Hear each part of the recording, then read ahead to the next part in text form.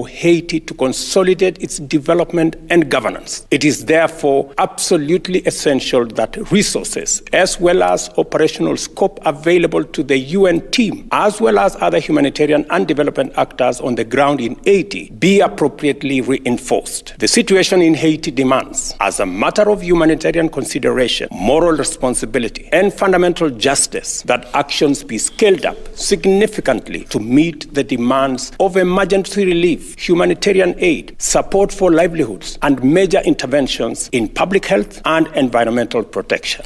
1,000 Kenyan troops will be heading to Haiti by January 2024. Lack of quorum at the Independent Electoral Boundaries Commission leadership has made it impossible for the Commission to fulfill its duties.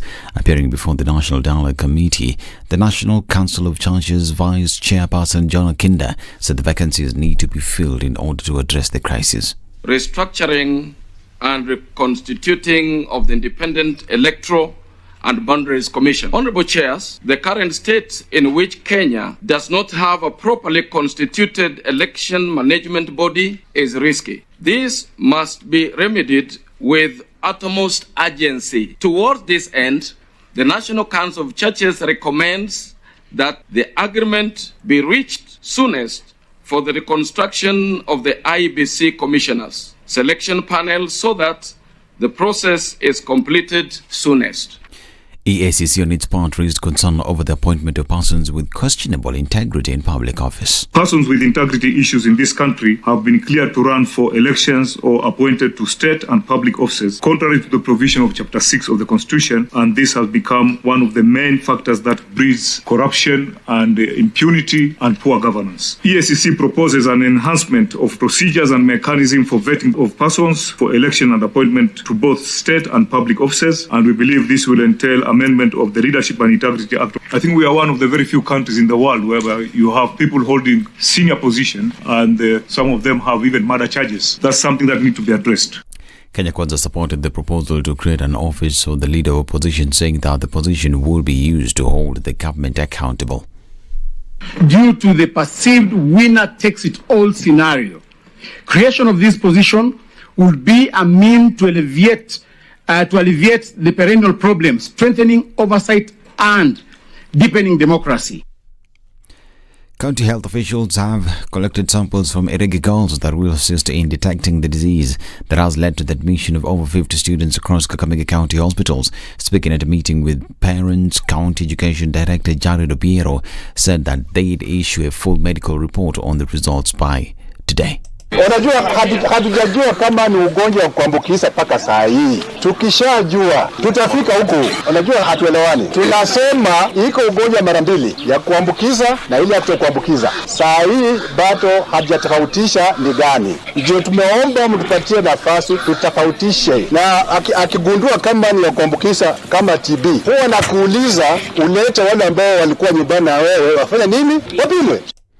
A section of parents have however insisted that they should be allowed to take their children home until the matter is resolved.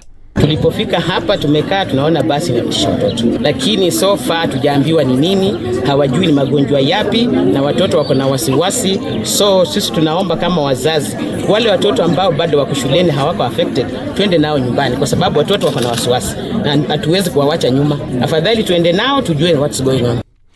Now, Inspector General of Police Javeth Kome will appear in court on the 25th of this month to explain why he hasn't arrested Defence PS Patrick Madiru for failing to pay 52 million shillings to 9 former army officials. In 2013, High Court awarded 55 million shillings to the officers of Kenya Air Force for torture they underwent after the failed coup of 1982. This is Newswire. Dennis Aseto. Good morning.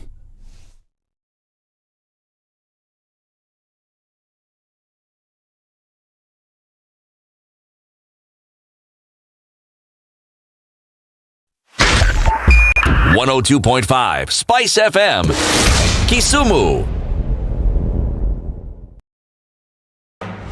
The following takes place from 6 a.m. to 10 a.m. every weekday on Spice FM. Thank you very much, Eric, and it's good to be at the Situation Room. Always a pleasure coming here. This is the most challenging interview panel in Kenya. You guys are very well informed And as you can see, Charles today, very philosophical. To be poor in this country is the greatest sin you can commit, not just from a legal perspective, but from life generally. It is very, very skewed. We've just heard on the floor of Parliament, just most recently, a leader within the ODM saying that Sisi ni ng'ombe is a baba. Yeah. Which means that you are willing to be milked dry. Hapo. You cannot force me to believe. I'll give way. If it's land that I'm told to return to you, I will. Okay? Because the court has said so. But I'll continue saying, watu wamenirusha. That's all that I'm doing. The Situation Room, Kenya's biggest conversation. You tune into Kenya's biggest conversation. My name is Ramanya. Amen. So 1 hour is over? Yeah. Oh, yeah. Okay. It gets over Can you imagine in 20 minutes. what the big boys have also done? I'm very proud of myself. When you understand about partnership in politics, it's like the way marriage is these days. When you're looking for a wife, you're like, maybe you can help me pay for fees as I pay for the rent. Why should you have a lioness living in your bedroom? I have to tell you a story. I went for a prayer meeting, which was called for the spouses of candidates for senators and governors. And when I got to the gate, the lady who was the secretary, she refused to. She's telling me, no. Leo tunataka wa mama. Leo ni wa mama. I'm telling her, no. She said, no, sio siku yenu.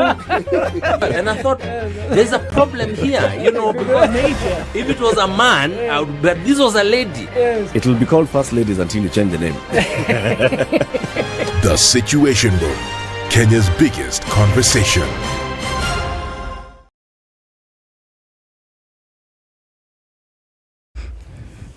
Good morning. Welcome to Wednesday in the middle of the week. And what are we looking at here? Traffic not really building up anywhere. We're likely to see this happen much later. As you're coming in from the Thika Superhighway, you'll have a little bit of movement as you get to that survey area. And then as you get out to the city, you'll be fine. Nothing much happening on Mombasa Road, and coming out of Westlands, it's looking good as well. Light traffic in different parts, but it's likely to build up as we get closer to traffic hour. Let's keep an eye on things and see how Wednesday turns out. Let's talk on Spice FM, KE on X.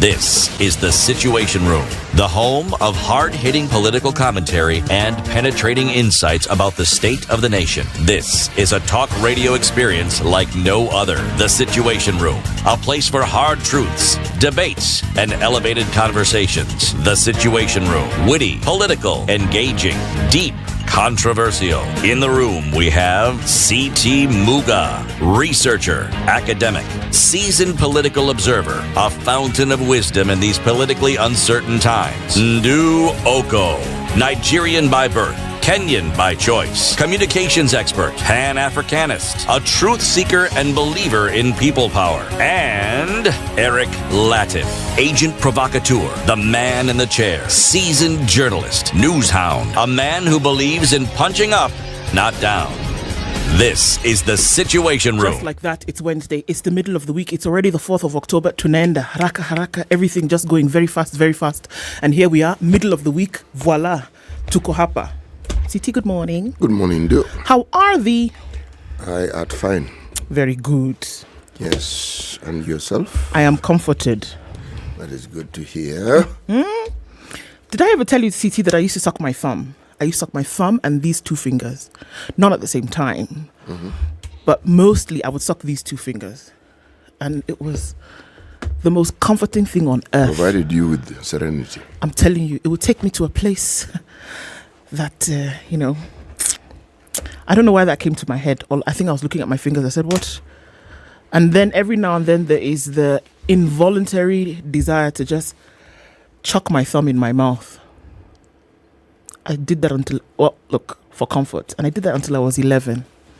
The things you don't know about people surprise you. Well, the truth is, most people you believe you know, what you know about them is a very small part. True. Of what comprises, yes. Indeed it is. Had a busy day yesterday, didn't you? I did. Yeah. I did. here we are coming into Wednesday. Good morning, everybody, and we're getting into the second half of the week very quickly. A number of conversations lined up. Hope everybody's doing all right as we're getting into the room this morning. Like I said, a number of conversations to be had today. Let's start off with the last conversation we'll be having. What are you eating? And do you know what's in it? And do you know that a lot of the diseases that we see today could actually come about from food? Let's not sound alarmist, but it's something to think about. The pesticides that go onto protecting food from pests, does it have any other kind of effect on that kind of food, or rather on our bodies? And we'll be looking at that today. Toxic business, how Kenyans are unknowingly consuming high hazardous pesticides. And two people will be in the studio to discuss that with us at 9 o'clock. At 7 a.m., now that we're coming back to the beginning of it, what's going on with healthcare? There's a crisis, and where does the buck stop? The National Secretary General and CEO of the Kenya Practitioners, Pharmacists, Dentists Union will be with us. Dr. Davji Atela will be with us at 7 o'clock, and we'll be looking into that. What exactly is going on? Work or no work? Pay or no pay? Healthcare systems up or down? What exactly is happening? He'll be with us at 7. And at 8 o'clock, we'll be talking about the state of violence amongst our children. And in terms of progress that has been made to curb or to stop violence against children, where are we? If we were to give a scorecard, what is happening with that? Two gentlemen will join us in the studio at 8 a.m. To discuss that and to see the gains that have been made and a lot more in terms of what needs to happen. So those are conversations we'll be having this morning. It's another day where we get to look at issues from the country and around the world. So already, thank you for joining us. Let's take a break right now and look at the weather, see what's going on with that. When we come back and say hello to you, I can see you guys are all trickling in. The live streams are up on YouTube and Facebook as well. And so we'll say hello in a minute and get this ball rolling.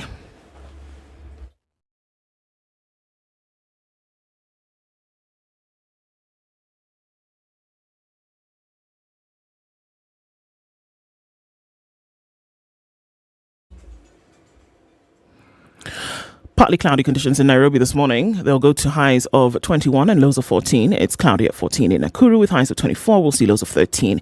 Cloudy at 16 in Nyeri, highs of 22 and lows of 15. And at 11, Eldoret is mostly clear with highs of 25. It's cloudy at 25 in Mombasa with highs of 29 and lows of 24. And Malindi is cloudy at 25 with highs of 29. 19 and clear in Kisumu with highs of 30, and we'll see highs of 29 in a clear Kakamega at 16. It's 19 and cloudy in Kampala this morning, highs of 28, and Dar es Salaam will see highs of 30, where it's mostly cloudy at 25. It's 16 and cloudy in Johannesburg with highs of 29, and partly cloudy at 26 in Lagos, going to highs of 30. Mostly clear conditions at 25 in Kinshasa with highs of 34, and looking out into a sunny, cloudy Beijing, actually, Wednesday afternoon is 22. 10 degrees and mostly cloudy in Paris, and 13 and cloudy in London. 20 and clear in New York. Tuesday night, coming into Wednesday, we'll see highs of 27 and lows of 17.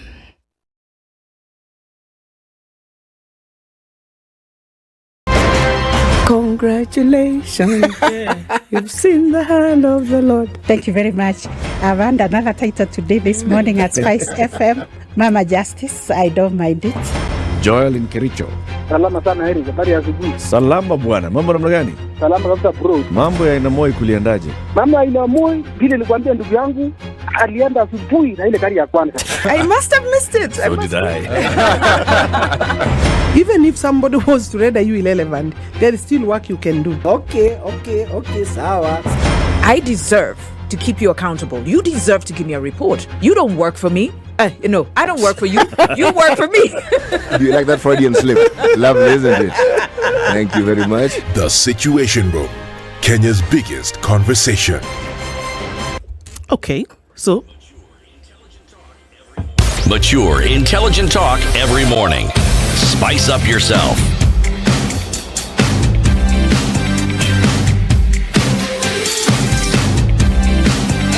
Mornings done right.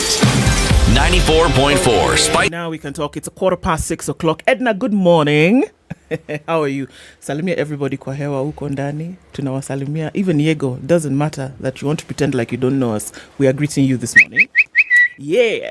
Okay, people are tuned in online this morning. Everybody is here. How about we say hello to you? Don Sabwa, you're saying good morning, Ndu and CT. History made in the USA Congress today. Kevin McCarthy out being the shortest serving speaker. That's true. The House was shut down. It was an interesting day in United States politics, and seeing that shortest serving speaker in the history of the United States House of Congress.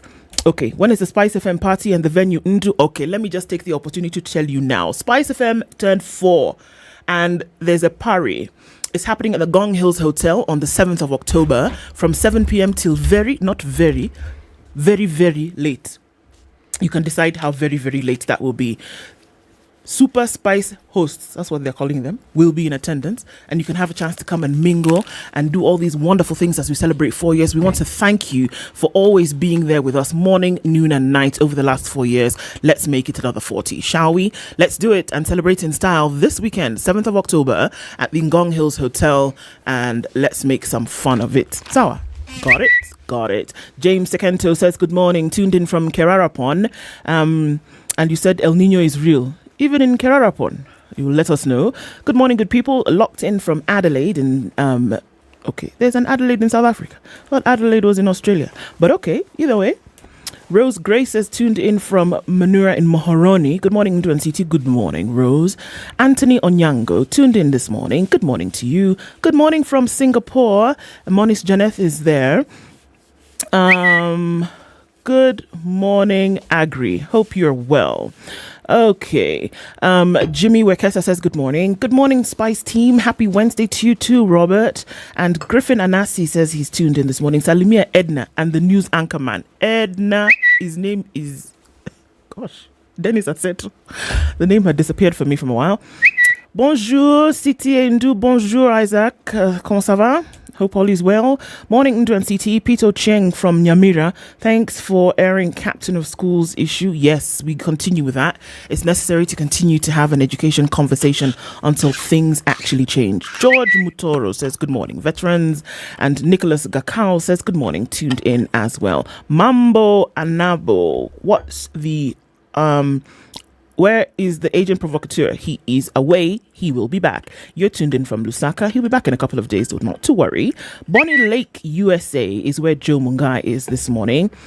Hello, Ndu City and Edna. Ndu, sing for me Chiquita by ABBA. CT will do the bass. Oh, that's a beautiful song, actually. Let me remember the words. Willis Koi, is Edna videophobic? Aya, Bas, that's the question. Are you afraid of being seen? What is wrong? Do you not want them to see your beauty? Now, let me even tell them what you have said. She said, if you see her, you will faint. This one that's doing you like this. Now, when you actually see her, what will happen? All right. So the 2000 said South Australia. Garrett. Tuned in from Kissy Town. Is George Mutoro, and Matthew Liala says he's tuned in from Kenya to Haiti. Wow. Okay. You people, what's wrong with you?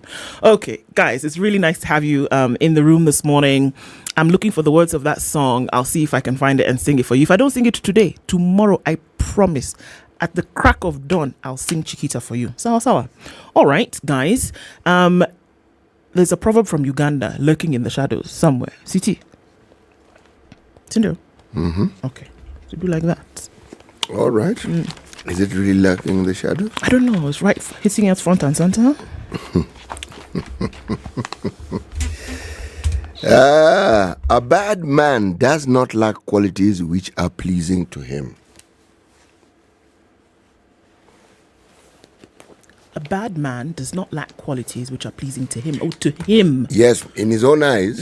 He's the guy. There are things which are very positive about him. In fact, it's these poor and suspecting individuals who can't see what is obvious and what is before their very eyes. I mean, surely. Why do they just keep referring to him as a bad person when he has all these other sterling qualities? That's surely. Yes, and he has them by the bucket load. Surely. I'll just be calling somebody bad anyhow. Him. A father of 6 children. Surely. Surely. And him, a person who children know as daddy. And you're calling him a bad man. A bad person. Don't those children eat every day? Surely. Surely. If I was a bad man, would I be providing for them to eat? I mean, some people also, Come they rush to on. conclusions. I mean, there must be something positive about him there in must his be. own eyes. In his own eyes. Yes. What people see and what you see. Perhaps il y a une différence. Oui. C'est sûr? Oui. Okay, good. The headlines are pumping this morning on the front page of the Standard. Now, there's a national dialogue that's currently taking place at the Bomas of Kenya.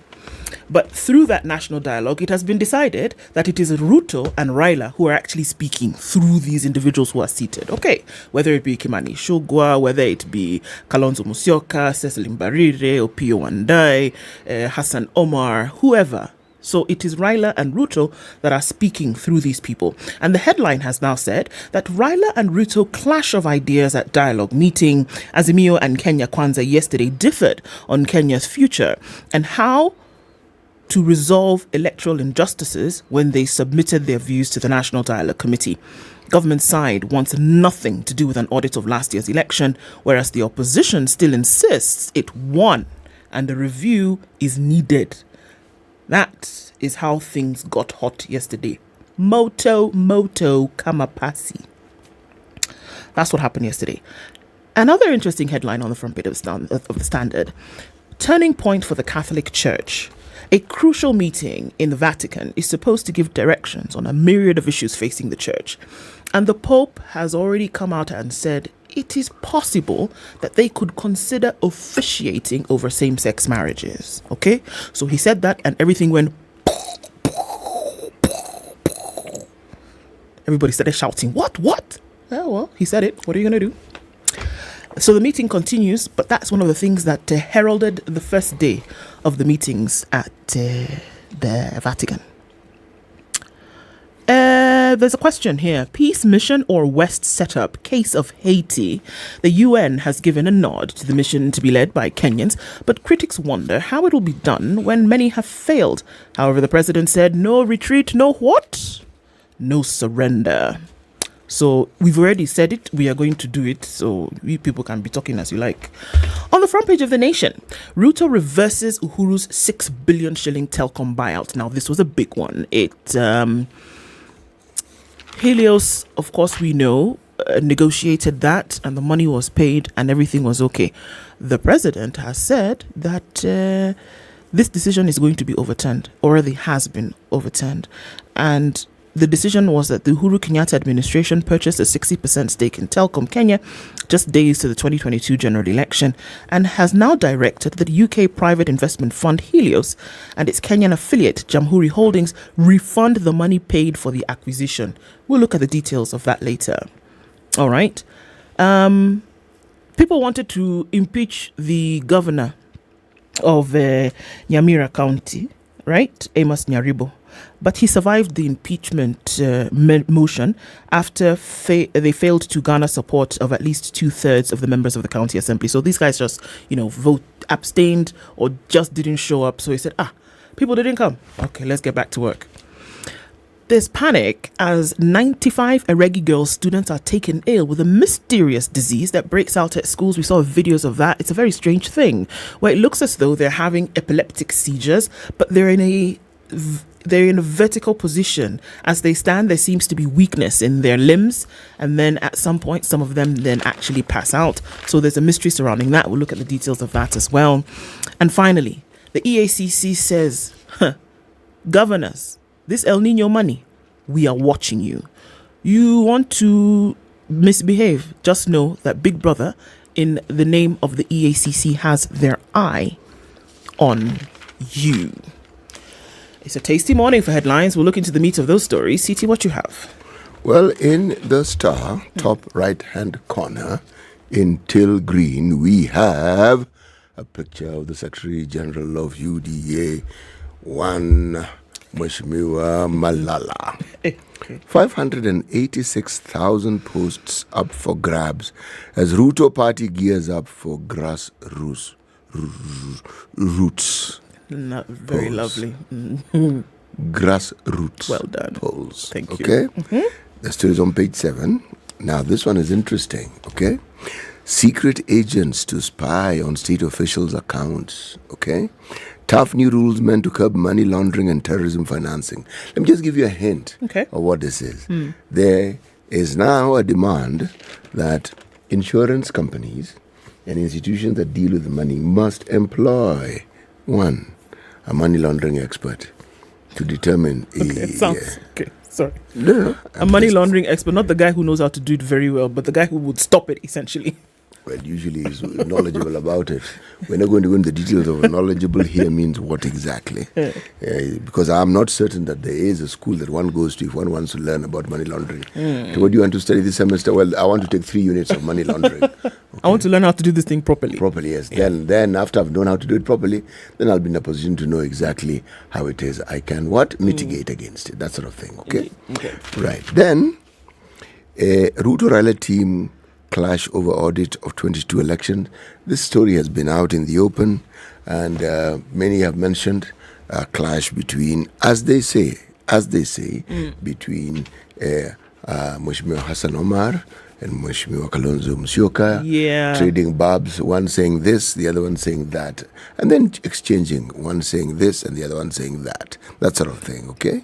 Yes. And these people once were all in one lovely party called Wiper. Yes, they were. Okay? One even had the enviable position of being Secretary General of that party. So here we go. Kenya to get newly approved malaria vaccine in 2024. Okay? This vaccine has been tested in Kilifi. Okay? Nice. And could be available for Kenyan children next year. It's called the R21 vaccine. Okay? It was recommended by WHO on Monday evening. Right. And it said, given the tests that have been undertaken, it can prevent up to 76% of all malaria cases in young children. Oh, wow. Yes. That's a big deal. No, that is good. Yeah. That is good. Now, the other 24, we don't know. That is percentile. But 76. So you've got more than 3/4 of a chance to ensure that you are protected. Indeed. Now, bang in the middle of the paper, 40 families left homeless after heavy winds destroy houses. El Nino is speaking to us. The houses destroyed and trees, these were felled in a place called Nambale. Nambale is in Busia County. There's a picture of a tree that has been literally uprooted. Literally. There's a house which once had a roof. The roof isn't there, as in the iron sheets, corrugated iron sheets are sitting there. There's one, partially the roof has gone whoop. There's one where, in fact, the walls of the house have gone whoop. This is wind. Wind. The rain has not started to rain. Wind. Not earth, wind and fire. Just wind. Just wind. Rain hasn't begun. Now, what do you think will happen when the rains begin? I can see clearly now the rain is gone. Well, it's not gone. This one, the rain is come. This one, the rain has arrived. And the song went, and I can see all obstacles in my way. No, I can see the wind whistling by. I tell you. Man, at a terrific speed. Are we ready? That is the interesting question, is it not? Right. You did look at the Business Daily. No, I didn't. You didn't? Well, then, let me do just that. Please. Okay? Kenya, this one is not good. Not good. Kenyans default on 596 billion shillings as interest rates hit ceilings, meaning Kenyans owe money they're not paying. Yup. Loans hit a 16-year high of 15% in August. CBK data shows default rate worse since 2007. So, people don't have money now. What do you want them to do? Well, everything that we hear, read, we are told, if it continues the same way, the situation is likely just to get worse. It's going to get worse. And the government is not going to collect the money it plans to. It's actually going to collect less. It's really quite simple. It's not complicated. Nobody wants to be a Debbie Downer, and everybody wants to have a sliver of optimism. But the one that we are looking at like this, elevated fuel and electricity prices spook Kenyan CEOs. Yes, the elevated fuel and electricity prices have cut the purchasing power of consumers. N'est-ce pas? C'est ça? Yes. Hurting demand for goods and services. A Central Bank of Kenya survey captured concerns of Kenyans This is what has been captured. CBK, no less than have said, guys, you know this thing? People are spending less. They are. They are. And when they're spending less, you know, the ripple effect of this, it becomes after a while a vicious cycle. And it's a downward spiraling variety of a vicious cycle where you have a situation where people don't have money, they can't spend. Then taxes go up, so they spend even less. So as they spend even less, the government collects even less. Because some of the taxes are indirect. In fact, very many taxes are indirect. And the government benefits from these taxes when people buy, when people purchase. So if they're not purchasing, then the government doesn't collect. Does it now? It would seem that 1 + 1 = 2, but in this case, not really. No. It seems it's going to need a little bit more understanding to see exactly where we are. Let's look into the details of the story as we get along. It's 29 minutes to 7 o'clock. We'll take a look at traffic and be back. CT, I just realized that you match with the studio. I'm wearing this burnt brown. You're wearing burnt orange, man. You're matching. You know, you could just blend in with things. But all right. Okay, guys. Meat of those stories when we come back.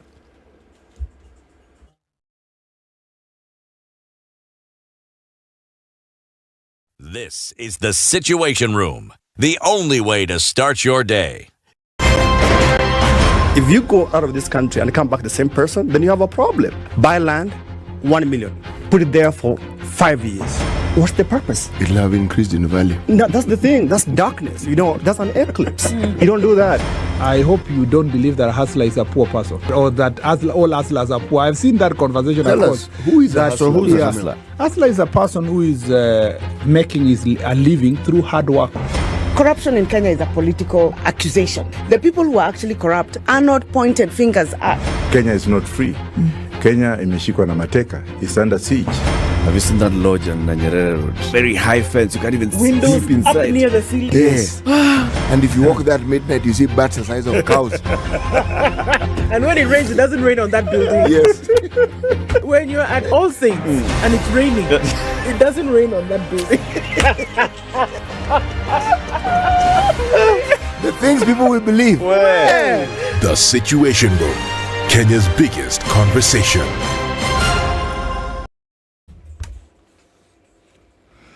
Okay, still free-flowing, moving streets is what we're looking at right now. Are you coming in on the Thika Superhighway? You'll be fine. There's a little bit of movement right around that Outer Ring Junction, and then getting through to the city, Moranga Road, and then from Wangari Maathai Way. That doesn't look like it's going to be an issue, at least not for now. We're still early and getting towards traffic hour in about an hour.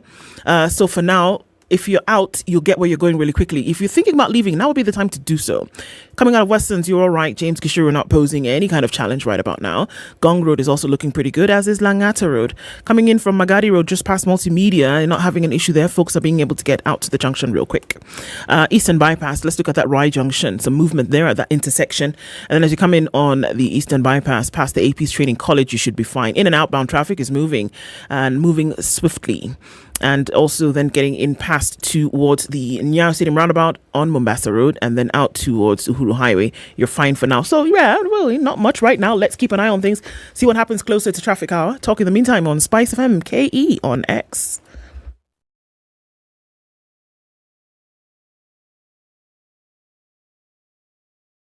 Mature, intelligent talk every morning.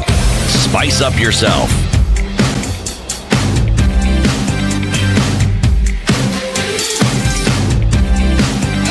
Mornings done right. 94.4 Spice FM. Those stories this morning. Let me tell you about this concern about the girls who took ill a couple of days ago. It really is a mystery as to what could be ailing them and then what brought this about in the first place. Eregi Girls High School was the point for this, and it's now being described as mayhem as girls fall ill or fall victim to mysterious disease. Health and education officers in Western Region yesterday declined to close down Eregi Girls High School following an outbreak of a strange disease that had affected 95 students by yesterday evening. This came even as some parents were allowed to take their daughters home. Some students, the region's Director of Education, Mr. Jared Obiero, said, started pelting official vehicles belonging to government officials with stones in frustration. As per, tell us what's going on. Let us take our children, shut down the school, contain this thing. They said no. So they got a bit frustrated. They said we allowed parents who want to take their children home to do so after signing commitment letters. Students whose parents did not come or did not want them to leave school will remain, and learning will continue as usual for the remainder of the 3 weeks of the term. Kakamega County Director of Medical Services Stephen Wande said the strange disease could spread further if not contained. We need to find out what is ailing our girls and discover its cause before we can allow the remaining students to go back home and mingle with other siblings. So that's a thing, right? They wanted to be cautious. If this is something that has affected or infected others, we want to make sure we can contain it before allowing them to go home. And if they do, if something is going to be spread to those that they go to meet at home, we don't want to have to take liability for that. So we would like to contain it. So that on that level makes sense. It will be disastrous if we allow the students to go home when the disease is infectious.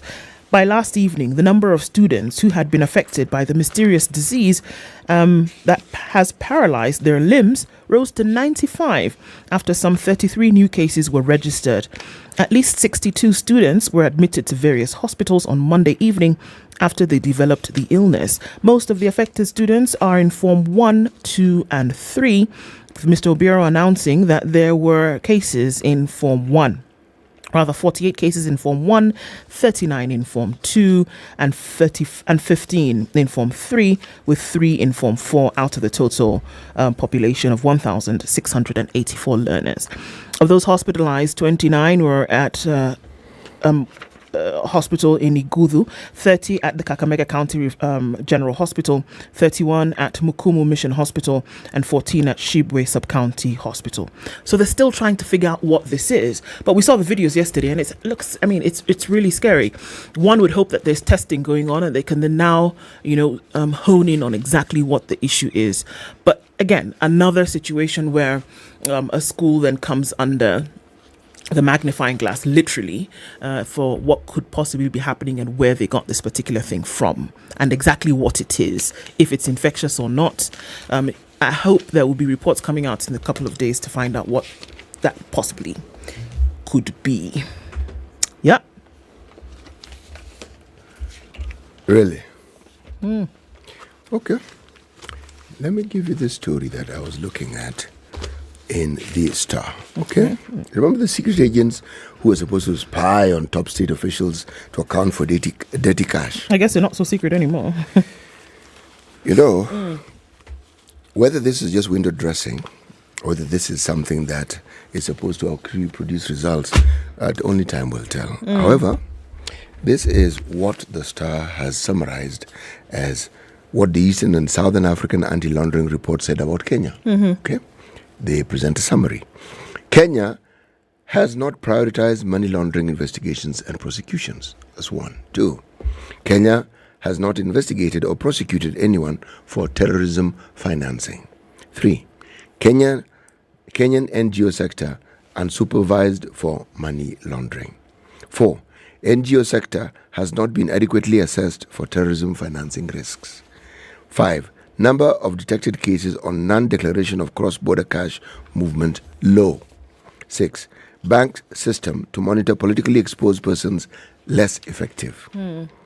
7, financial reporting center does not receive information held by companies, NGOs, and professional groups. So who do they receive information from? That's FRC, Financial Reporting Center. Not adequately analyze cash transaction reports on cross-border currency reports. So, if you were to look at this report, you would summarize it by saying Kenya is doing nothing about money laundering. Essentially, money laundering is over here in the red corner, Kenya is over here in the blue corner, and it's a knockout in round 1. Yes. Money laundering being the one on the leaderboard. Clearly, that's what the report is saying. Nothing has happened. Good grief. Now, according to what we are looking at about the new tough rules to crack down on dirty money, this has IMF, World Bank, and the US government's hands written all over it, this one here. Because these are the sort of rules that they themselves applied with regards to money that they thought were drug-related. Okay, so this is something that has now arrived on our shores. If it arrived earlier, we're only taking note of it now, okay? Among those targeted in the proposed dispensation are members of the cabinet, of which the president is part, senior executives of the state-owned corporations, as well as top political party officials. This means that the president, deputy president, and senior government officials will be subject to vetting in line with the Financial Action Task Force standards for transparency of their transactions. Do you see this happening? Nope. Okay. FATF is a global money laundering and terrorism financing watchdog. Told you it was not here. Okay. Renowned for issuing a blacklist or grey list on a country's effectiveness in combating money laundering and terror financing. So that's their job. To just do like global monitor of who's doing what. Yes. So FATF are the ones who are pushing this agenda. And as I told you, it has the people I mentioned, their fingerprints and footprints written all over the place. Okay?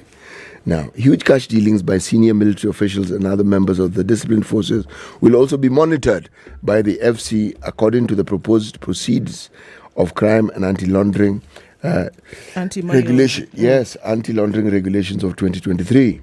Members of the judiciary, state officials, senior public officers, senior officers of international organizations will be monitored for suspect cash dealing, including low-risk transactions. In short, everyone. Everybody. Now, that is why I asked the question. In Kenya, everybody. Really. Okay. The question is, who is watching who, man? Who is actually watching who? And the person who is watching, do they have a squeaky clean record? Well, do we know? You see, the thing about such things is that in the past, when we've had, for instance, the ethics and anti-corruption, whatever name it had in the previous time, one of the things that it was accused of was that it was being used to terrorize people whom certain people are not happy with. Yep. So how do we know that this will not be accused of the same thing? The truth is we don't. We don't know. But again, time will tell. So like with most things of this nature, you want to give them a little time to try and prove the proof of this particular pudding, okay? So let's wait and see, shall we? Let's wait and see. But even as we wait and see, KRA have acquired these guerrilla tactics in trying to manage and trying to figure out. Yeah, they even have officials who dress up in uniform to go and check people. Like in fatigues? They're not fatigues. Okay, fatigues for KRA. They're just uniform. Yeah. Uniform, okay. Again, let's see how this will work out. This is a wait and see kind of thing. Yes, a wait and see. Don Sabo has decided, no, not Don Sabo, sorry. Dave Lubale has decided that what has happened in Kakamega County is witchcraft. So even if they test and see in the hospital, put things in a petri dish, they won't find it. That it's witchcraft for some parents or students who don't want other students to succeed. So that's what's going on there. He's decided. Well, okay. And how do you monitor? What's the threshold for witchcraft? Well, what needs to happen before we can decide this is some witchcraft? Unexplainable disease that affects so many people at one time. Where did it come from? Kind of thing. If it's unexplainable to you, it doesn't mean it's not explainable. It just means it's not explainable to you. Anyway, we will get to the bottom of this. It isn't the first time we've had something like this. Yeah, sure. It'll be interesting to see what the doctors say in terms of tests and all of that. Now, the Vatican City is the smallest country in the world. Don't ask me why it's called Vatican City and it's a country. Look, the Vatican, smallest country in the world. But big things are being discussed. And the meeting of bishops is taking place. We saw when it would appear that, the Caucasian greeter refused to greet priests and others of African descent, or what would seem a darker color than themselves. So that now brought up whether there is racism within the Catholic Church at that level. Okay. We then saw some other things that were being said yesterday. And it has been told to us that the Catholic Church could bless same-sex couples, but Pope Francis has suggested he would be open to having the Catholic Church bless same-sex couples. Somebody here is asking, which church does the Pope go to? Well, this one. Responding to a group of cardinals who asked him for clarity on the issue, he said any request for a blessing should be treated with pastoral charity.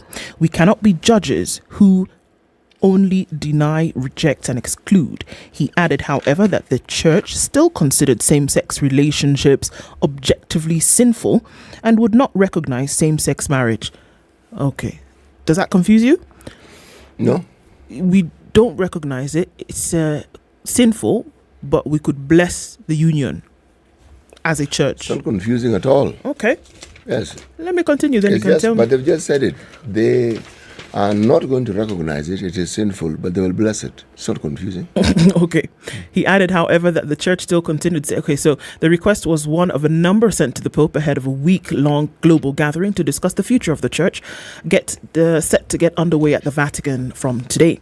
In the Catholic Church, a blessing is a prayer or plea, usually delivered by a minister, asking God to look favorably on the person or people being blessed.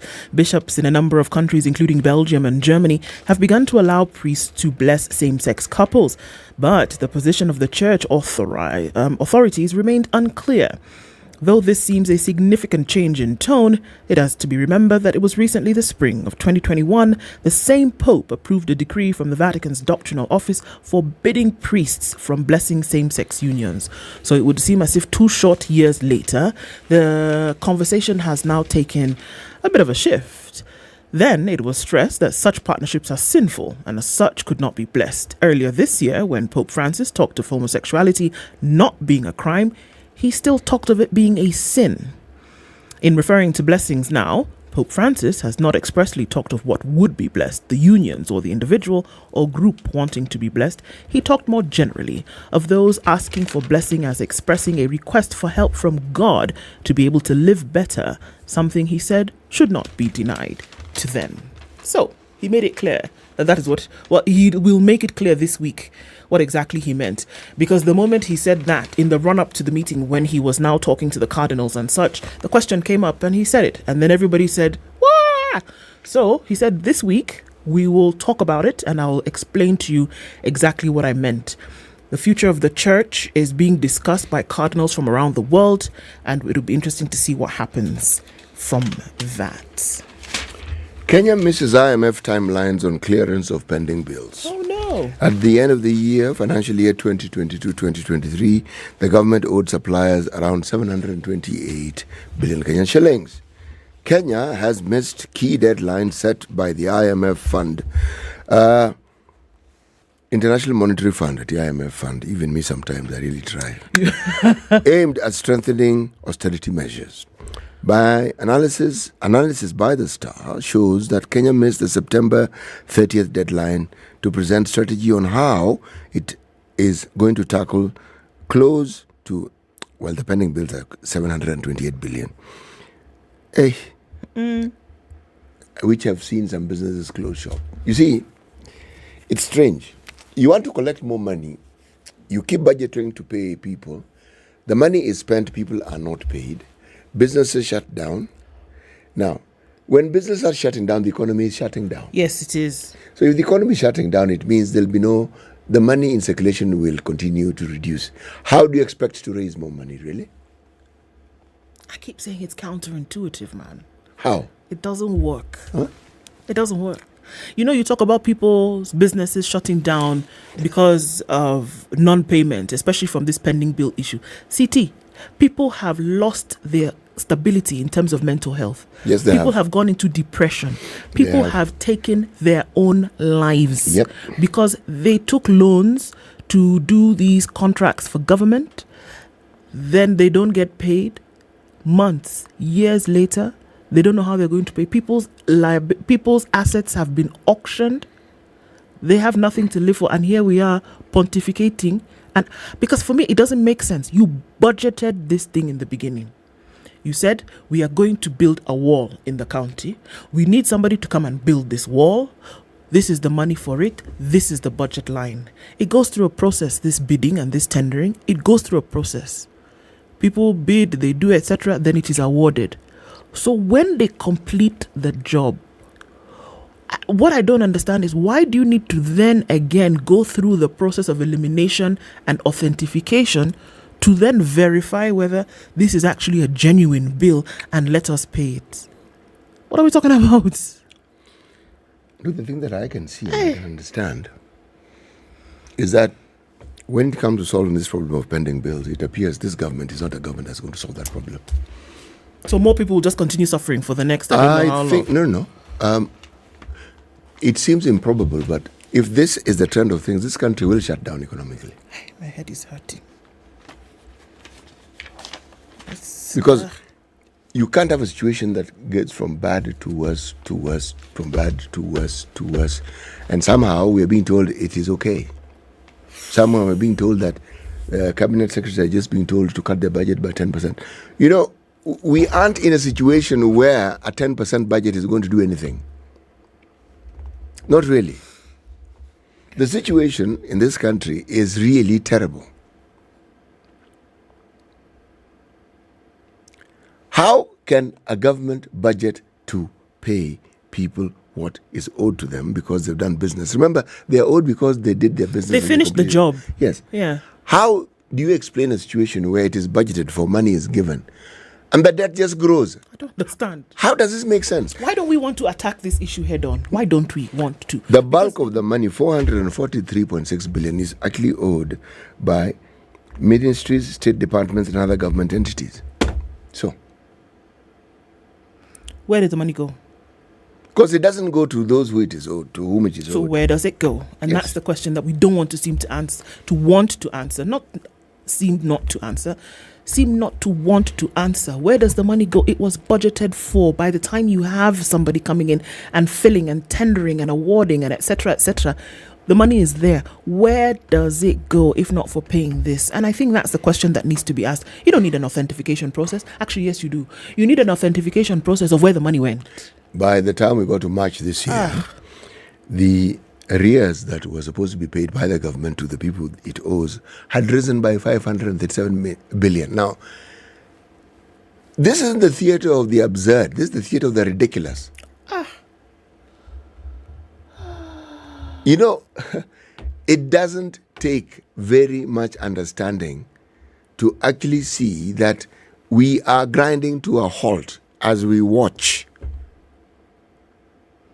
It's not a pretty picture. No, it isn't. Even those who wants to serve up every day with a dollop of optimism and sunshine and bunnies, you can say you want to live in that position. But the truth of the matter is that things all around us seem to be crumbling down like Humpty Dumpty's wall. And the thing is something can be done about it, but the willingness to actually do it is the question here. But let me tell you where they can get some money. I tell you, to be able to sort out these things. The president so cabinet met yesterday, all right? They were holed up at State House for better part of the day. One of the resolutions that came out of this was that there would be the cancellation of Uhuru's telecom buyout deal. And the government has now said that 6 billion shillings that you people did like that, just bring, because many things. The cabinet yesterday reversed the controversial decision by the administration of former President Uhuru Kenyatta for the government to acquire a 60% stake in Telkom Kenya for how much? 6 billion shillings. That one will clear that problem. No, okay, not all of it. It won't. As a result, the meeting chaired by President William Ruto directed the UK-based private fund, Helios Investment Partners, to refund the amount. The acquisition, which took place ahead of last year's general election, was shrouded in controversy and became the subject of investigations by members of parliament. The cabinet also authorized Telkom Kenya to proceed with the search for another strategic investor, subject to the receipt of all regulatory approvals. This, the cabinet said, will enhance Telkom Kenya's operational capacity and make it a competitive player in the telecommunications market. So according to them, there's still some hope for Telkom, and they said, look, we can do this, but the manner in which this happened cannot work. Helios, through its special purchase vehicle Jamhuri Holdings, exited its investment in Telkom Kenya in July 2022 by exercising a put option that was part of the sale and purchase agreement. So at a glance, this would look as though what Ruto is trying to do is put in austerity measures. Also, from this cabinet meeting, we saw that ministries are to slash their budgets to bring spending in line with available resources as he moves to plug the leakages in government. So now many things happen. Those spy people that you talked about, reducing expenditure at the ministry level, the respective ministries he orders should slash their 2023 budgets, like you said, by 10%. He says at the time the world is facing economic hardship, he has warned that his government will not tolerate mismanagement and corruption. You get it? No, I don't. If you don't get it, no. Forget about it. I don't. I actually don't. I actually don't, because when you say you want to tackle corruption and when you say you want to reduce spending, and anything that one looks at in terms of government spending does not reflect in any way what it is that you're saying, then how then can we believe that what you're saying is actually true? What is it that we have seen in the last, let's give it 2 weeks. Okay, let's talk about the not too distant past. What is it that we've seen that points to everything that you've read? What is it? No, it's just yesterday they said it now. So from today is when you'll start seeing. It's just cabinet just met yesterday. Yeah, but this has been said before. No, this one now he said it seriously because he dealt with even cabinet the other times they were said seriously. And said that now I'm talking to you face to face. And I'm bringing this fight to you mano el mano. And I'm telling you, cut your spending by 10%. And I'm warning you now, hold her front. I will not accept it. So now we're going to see from today. City, don't worry. From today, we'll see things have... It's not worry. Have changed. I'm actually not worried. That's not the point. I have a wait and see policy. But I am also clearly cognizant of the fact that I will wait, but I will not see. So... The one is just wait and wait. I will wait and I will see. But you see, if everything that I'm saying won't happen does happen, then that will be a monkey's uncle. Well, yeah, it'll be a delightful surprise. But I don't see it happening. Boy. I don't. When you have a government, and this started with the previous government of Uhuru, when government officials have an appetite for doing the very things they're not supposed to do, it's not something you stop by a declaration. It won't stop. Because all that happens is new people come in and they inherit the very, very things that were going on, and then they craft and bring in their own new ways of doing the same thing that the other people were doing.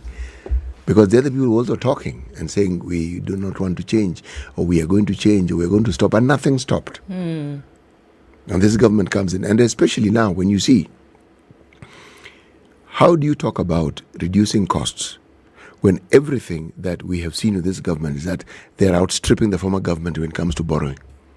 And that there seems to be spending on things that actually are not you going borrow to to spend. contribute. So you're saying you want to reduce spending, but you're borrowing more to spend. Explain. Elucidate so that we can understand. Yes. Because this one, my heart's smaller. Because it's like... And these loans are coming due. Now what we owe and what is supposed to be paid by next year, those who lent are expecting 18 to 18.7% on the investment of this Eurobond.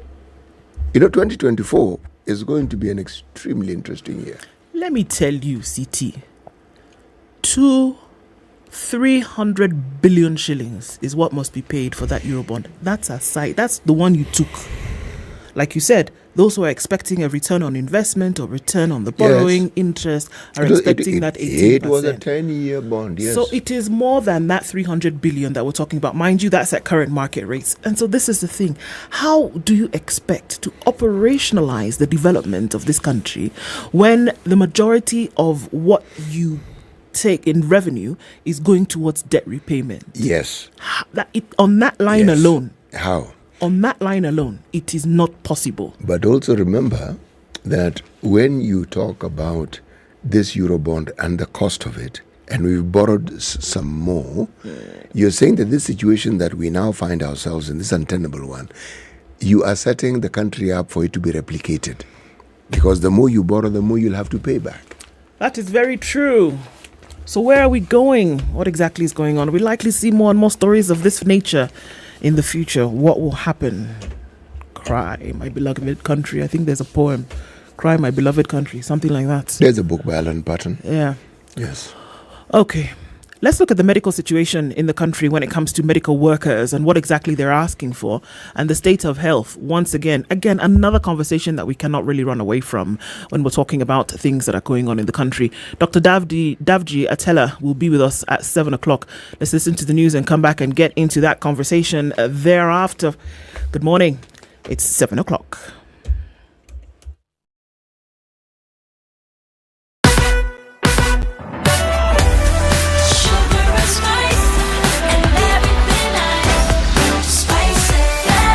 spice up your life.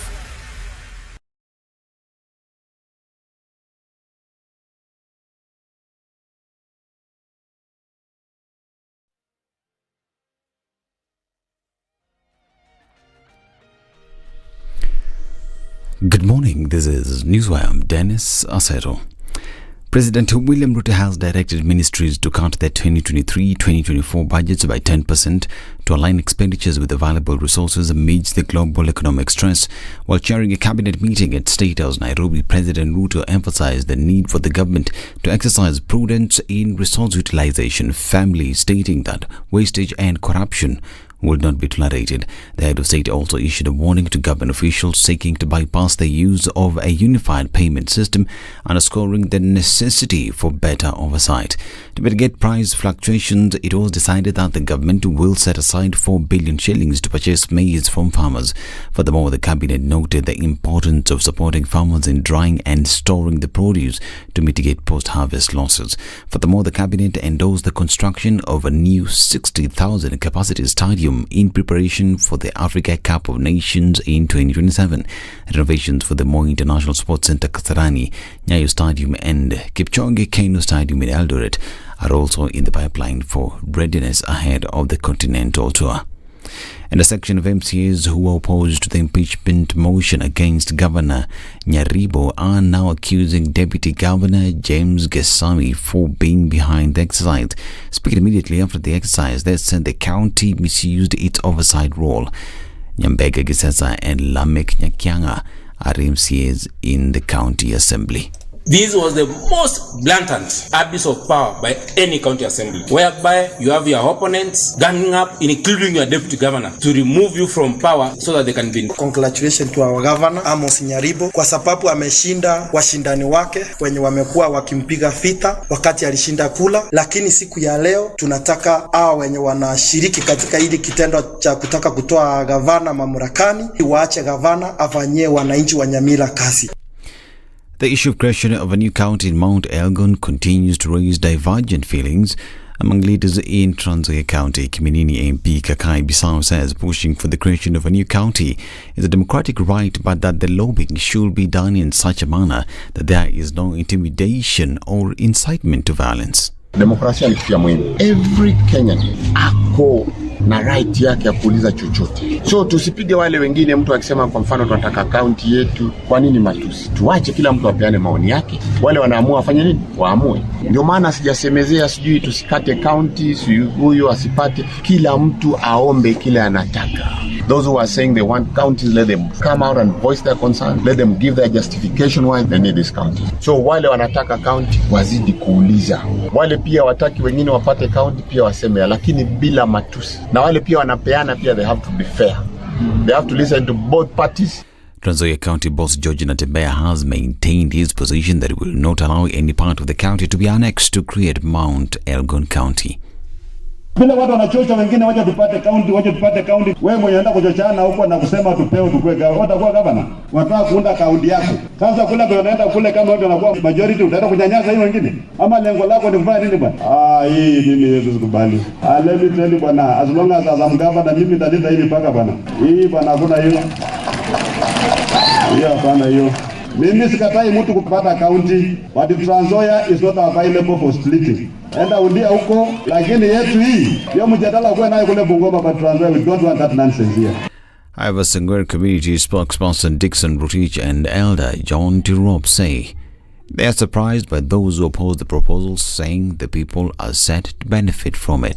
Mimi ndiye msemaji wa jamii ya Sangwere katika Jamhuri ya Kenya. Tunasikitika ati kuna baadhi ya watu walipinga kaunti ya Mount Elgon isibuniwe. Kama baba na mama wamezaa watoto 3, alafu wanataka kuendelea kuzaa ingine ya 4, ati wale watoto wengine wamesaliwa, nasema huyo asisaliwe, hiyo na iwezekani. Kupata kaunti ni haki wapewe, maana hiyo ni maendeleo ya nchi. Naitwa John Tirop. Unga mkono hawa wapate kaunti yao, ya kusaidia watoto wengine wapate kazi kwa siku zijazo, na hata ikifika kaunti 100 ni sawa, kwa sababu hiyo ni maendeleo. And here is DAP-K party leader Eugene Wamalwa. Nataka niwaambie ya kwamba yale yanaendelea Bomas ni maoni. Watu wanatoa maoni Kuna wale wamependekeza tuongeze kaunti, kuna wale wamepinga tusiongeze. So msiwe na wasiwasi. Hayo ni maoni tu yanatolewa, na hii katiba yetu ya Kenya iko na tiba kwa kila swala ibuka. So msiwe na wasiwasi hapa nyumbani. Lakini kile hatutakubali ni wengine waanze kutisha wengine. This is Newswire. Dennis Osato. Good morning.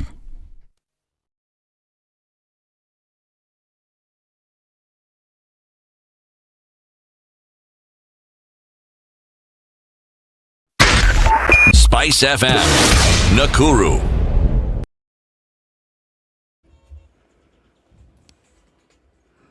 All right, a few minutes after 7 o'clock, what are we looking at?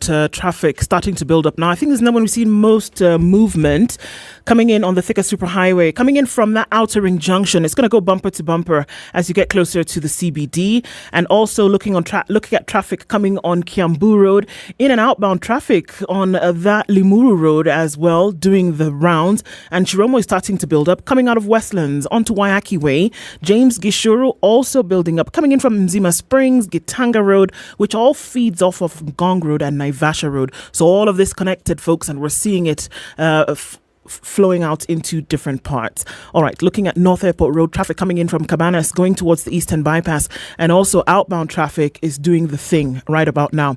We're going to keep an eye on it. Getting into traffic hour, let's talk on Spice FM KE on X and keep things moving this Wednesday.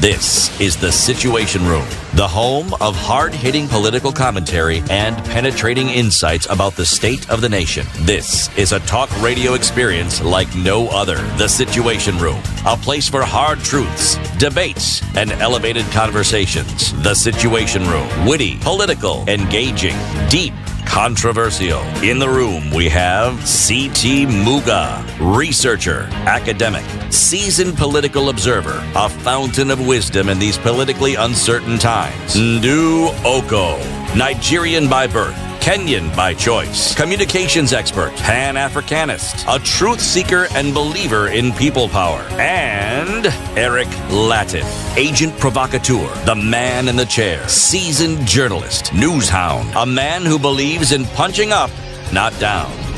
This is the Situation Room.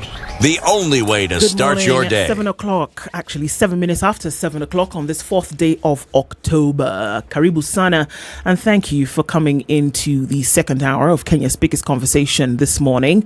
And we're getting into a health conversation this hour. If you're just joining us, we will look into the intrigues of what's going on. It's a big month for health. Universal health coverage will be launched this month, and the government preparing, cleaning all the silverware, removing all the bells and whistles to have this done. Our guest for the hour is Dr. Davji Atela, who is the Secretary General and the National President of the KMPDU, which is the Kenya Medical Practitioners, Pharmacists, Dentists Board. Thank you for being here this morning. Thank you, Isaac. KMPDU Union. Union, right. Sorry, I said board, union. There are very many letters in that acronym and everything means something. We end with union, KMPDU Union. Welcome also to our audiences on KTN Home. Thank you for being here this morning. Many things in our heads, and I guess that comes out when we speak of them. Karibu Daktari, and as we get into that conversation this morning, as we normally do, Siti will welcome you with today's proverb. Yes. Proverbs for the whole of this week come from the country of Uganda. A bad man does not lack qualities which are pleasing to him.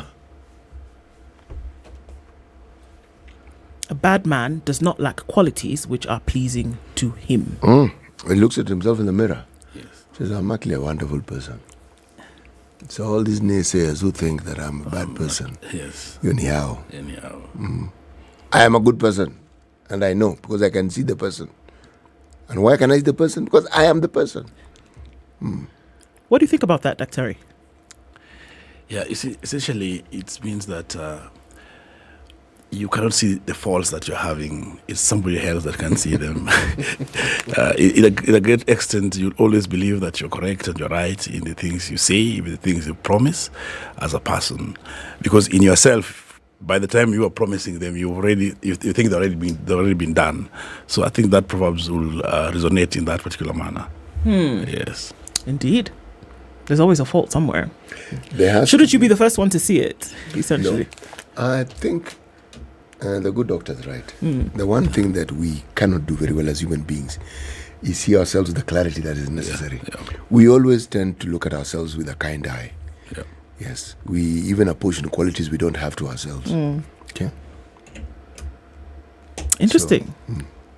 Looking at qualities, the union has always, even as we get into this, the union has always fought for, lobbied for the rights of medical practitioners, as well as the institution of proper healthcare mechanisms in the country.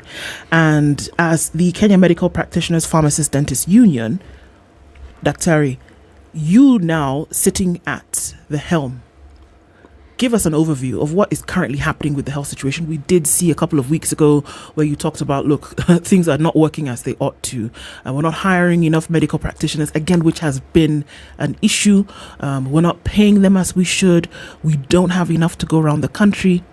Give us an overview of what's currently happening and what the agitation is as of today. I'll first say by this, it's quite a philosophy that has been talked about all the time, that there's a lot of promise, there's a lot of hope that every Kenyan has during the political campaigns and when political leaders really want office. And when also they come to office, and I think with this government, there's a lot of promises they're giving. But there's a philosophy that says that the road to hell is built with good intentions. And this summarizes the story about the UHC that we keep on having a conversation on. And if we look at it and to say that, are we able to achieve universal healthcare as a country? And I say it every day that it has become a political rhetoric, or rather a pipe dream for us in a country, and we may not see it anytime soon. Why am I saying this? Is because as a country, we have specialized in handling healthcare in silos, or rather in quite different departments and different sectors. We try to look at healthcare in terms of the primary healthcare on itself. We try to look at healthcare in the specialized service provision alone, public healthcare alone. And that has brought a lot of inefficiency in delivery across the country.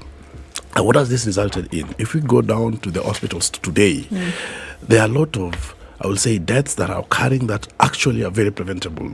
And why are these things occurring? Because number one, we have a health workforce that is, I would say, limited health workforce. Doctors are not being employed. And for the last 6 years, we have had the highest number of unemployment that has never been seen before. While this is happening, there's the biggest shortage in the hospitals. You will go there and you won't get care. This happens the same to the nurses, this is the same to the clinical officers, this is the same to the lab workers. We have at a time that the hospitals are understocked by the by drugs and the medical equipment. So you will go to the hospital, you are lucky to see a doctor, you won't be able to get the drug, you won't be able to have the reagents. That is a reality. Dr. Teller, I need to stop you there and say, look, when we're in conversation sometimes, and we run the risk of trying to sound, sensational sometimes. But are we saying truly that this is the situation? That you go to hospital today in many parts of the country, truly, and that you cannot be seen by a doctor because they don't exist? You cannot get the medicine that you require because facilities are understocked? Is that the true picture? That we are not getting adequate resources to deliver healthcare around the country? Is that the case for real? This is the truest picture because, you see, when we talk about doctors, they do not just serve themselves, they serve patients. And we have, like a month ago, I've been speaking about this a lot. The doctors, the gynecologists who work in Kakamega County Referral Hospitals had to give a letter to the chief executive officer and to the county and close down the hospital and that department. Why? Because they did not have reagents. There are no reagents, there are no drugs to actually have emergency services in those particular hospitals. So they're actually trying to choose which patient to serve at a particular time. Last 2 weeks ago, Nakuru doctors went on strike. Why? Because the hospitals was writing to the workers that the drugs that they will need were out of stock. The reagents are not, the particular request for requisitions, the lab cannot be done. So these are realities. The same situation was also in Embu.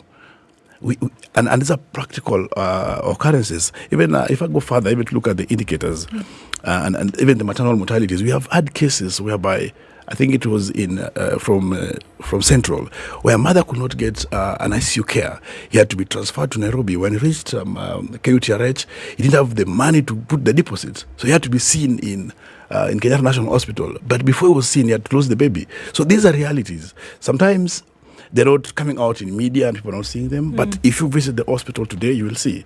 We had a report that was done, I think, in the year 2022, I think about September, where the hospital visits, what's the number of the public that will go to the Kenyans who go to public hospitals? It was realized that about 72% will go. But then those who will get care, less than 50% will get the care they need. Because you have to wait in the line for about 10 to 15 hours to see the doctor.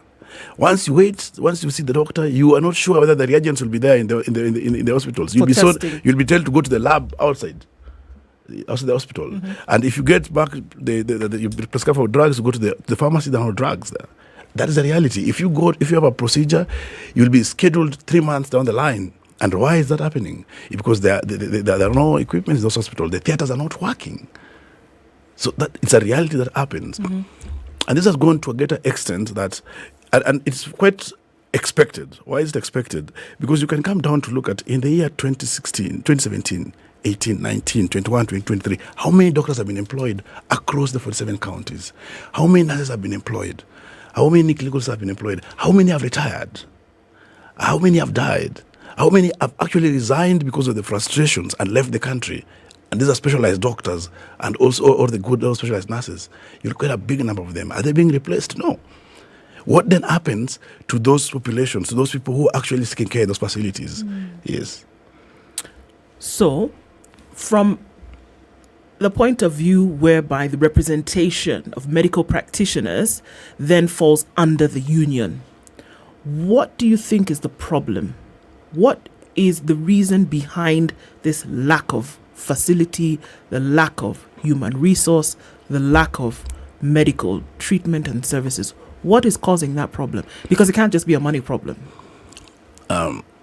It is both, really. You see, even the Bible says money can give you everything. If you don't put money into something, you can expect it to happen. You can expect services. Actually, healthcare cannot be free. Somebody has to spend for healthcare services to be provided. It's either the government invests so that healthcare is realized, or the individuals must then use the out-of-pocket to get to seek care. Probably the private facilities that are investments. So that's one thing. The first solid thing is that, are we as a country investing in healthcare? And this brings down to now look at the counties. When we say that counties are not employed, what do counties say? In 2017, the then Council of Governors chairperson, Honorable Ngwai, said that they need over 80,000 doctors across the 47 counties to reach the WHO ratio of 1 to 1,000. At that time? At that time. Yes. Okay. But from that time to date, they've only employed 1,000. That is against the 10,000. Against the 80,000 needed. 80,000. Yes. And from that time to date, we've had about 5,000 graduating. Meaning we have about 4,000 unemployed when we need about 80,000. No, it's not 4,000. It's more. It's more. Yeah. So then, when you ask the counties, that same statement that was used in 2016 to resonate, they say that according to the PFM, Public Finance Management Act, which says that they can have the recurrent expenditure of 35% on wages and salaries, that about, from the report of the Control of Budget, 46 counties have exceeded that, except Kwale and Tana River and Mandera. The rest have existed. So they say they can't employ. For example, Mombasa County, we had a discussion with the governor. He says he can't employ. So what is he planning to do? To commercialize the county referral hospital, to remove it from being a county referral hospital to being a county corporation. Why? So that it doesn't depend on these finances. It can now borrow and from on the side. And you see that, in essence, will relieve the county, but it will burden the community. Why? Because for an hospital to run on itself as a commercialized entity, then it has to charge more, just like Nairobi Hospital So do I hear you to be saying that, in essence, when we pay our taxes and the government superintends it, should the government allocate more money to healthcare? Essentially, yes. And that's why Kenya is one of the countries that signed this Abuja Declaration. And you see one thing that this thing was looking at, it was saying that 15% of the annual budget should go to healthcare, or 5% of the GDP. Then the elements of healthcare had to be looked into in total. We do not look only at the infrastructure, the facilities, or the hospitals that are being built across the country. We have to look at health workforce. Do we have the mixed skills to actually make hospitals operational? Do we have commodities and equipments that then can support these service deliveries? Do we have good governance and leadership within those particular hospitals and the counties? Do we have service delivery? Those are the elements that this particular budget money will go to. But how much do we budget as a country? This year, I think our budget has even gone down. It's about 5.5%. Last year, it was 4.4%. In fact, if you look at the budget that we've had for UHC alone, in that total budget for healthcare, in 2021-22, we had 67 billion. 2022-23, we had about 47 billion. This year, for UHC in the health budget is about 18.3. So it means that as much as the country is really looking towards attaining universal health care, the finance for it has not been put in place. They're probably expecting to collect money later for the same years. Okay. You've painted a picture that seems, pretty grim, about what's going on with the health situation around the country. Are there examples? Are there models? Because health is devolved, that we understand, right? Are there models around the country, counties, where it is working, where adequate supply is met at medical facilities, people can go in, get what they need, be treated, receive treatment, and then go on their merry way? Is this happening anywhere in the country today?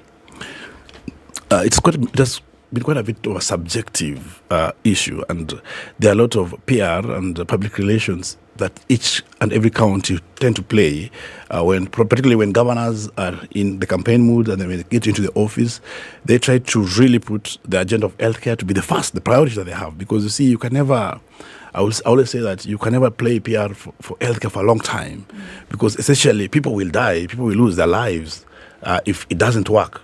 So for quite a number of time, for a long time, McQueen was working, and there was that discussions and that preparation on it. I think a few years, 2021, 2022, Nakuru, they had very promising indicators, because even the maternal mortality had reduced.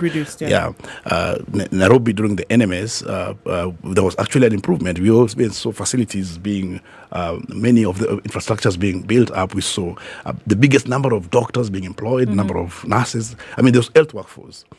But that changes depending within a particular time. Even Ombaso County, we saw before this new government, it was actually a deathbed. It was in ICU. We are seeing now more improvement, and I would say there are little milestones that occur, but they don't translate to actual service delivery that can be actually ascertained to.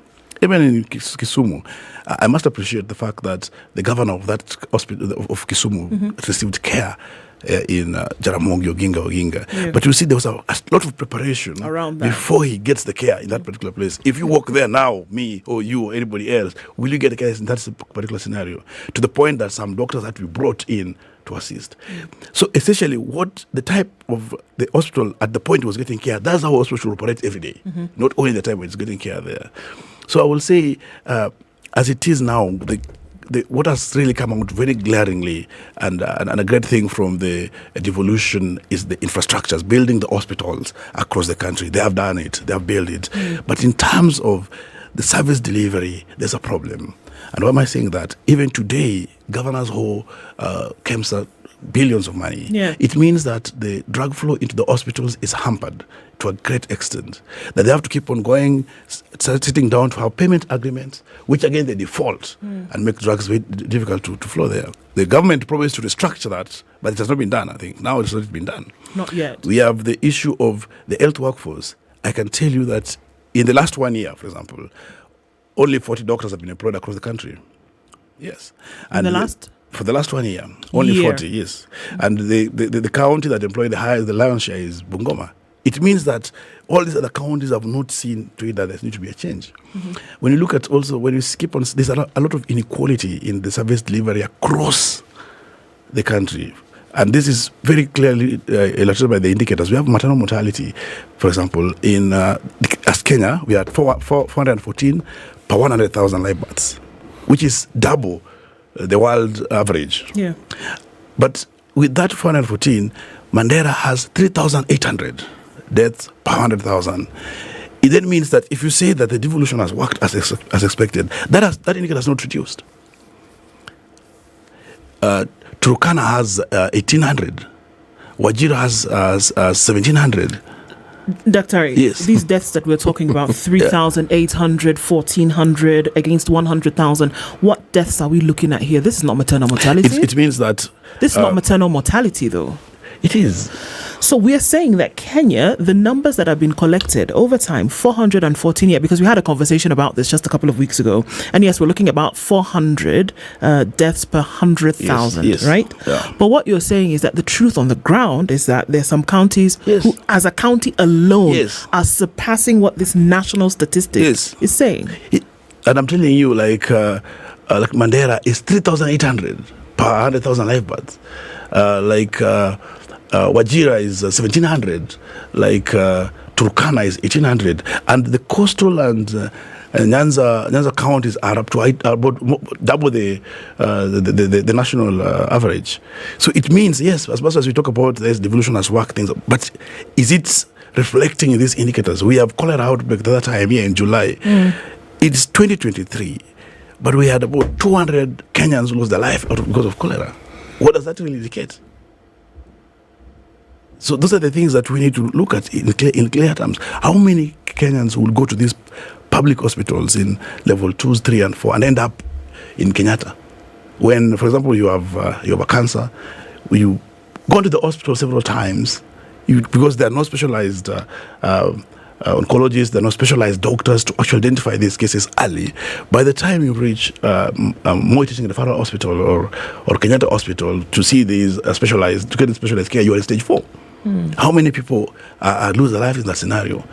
If we had a functional healthcare system where these things are looked in tandem, we look at the screening, we are looking at the referral system, we have a high diagnosis of this, there will be change. And I keep on saying, why is it that we normalize death as a country, whereby somebody has died in Kagan or somebody has died in Mombasa or wherever, then the community says, no, its time has reached. It is, and this could be a complication of either hypertension or either diabetes or any of these complications.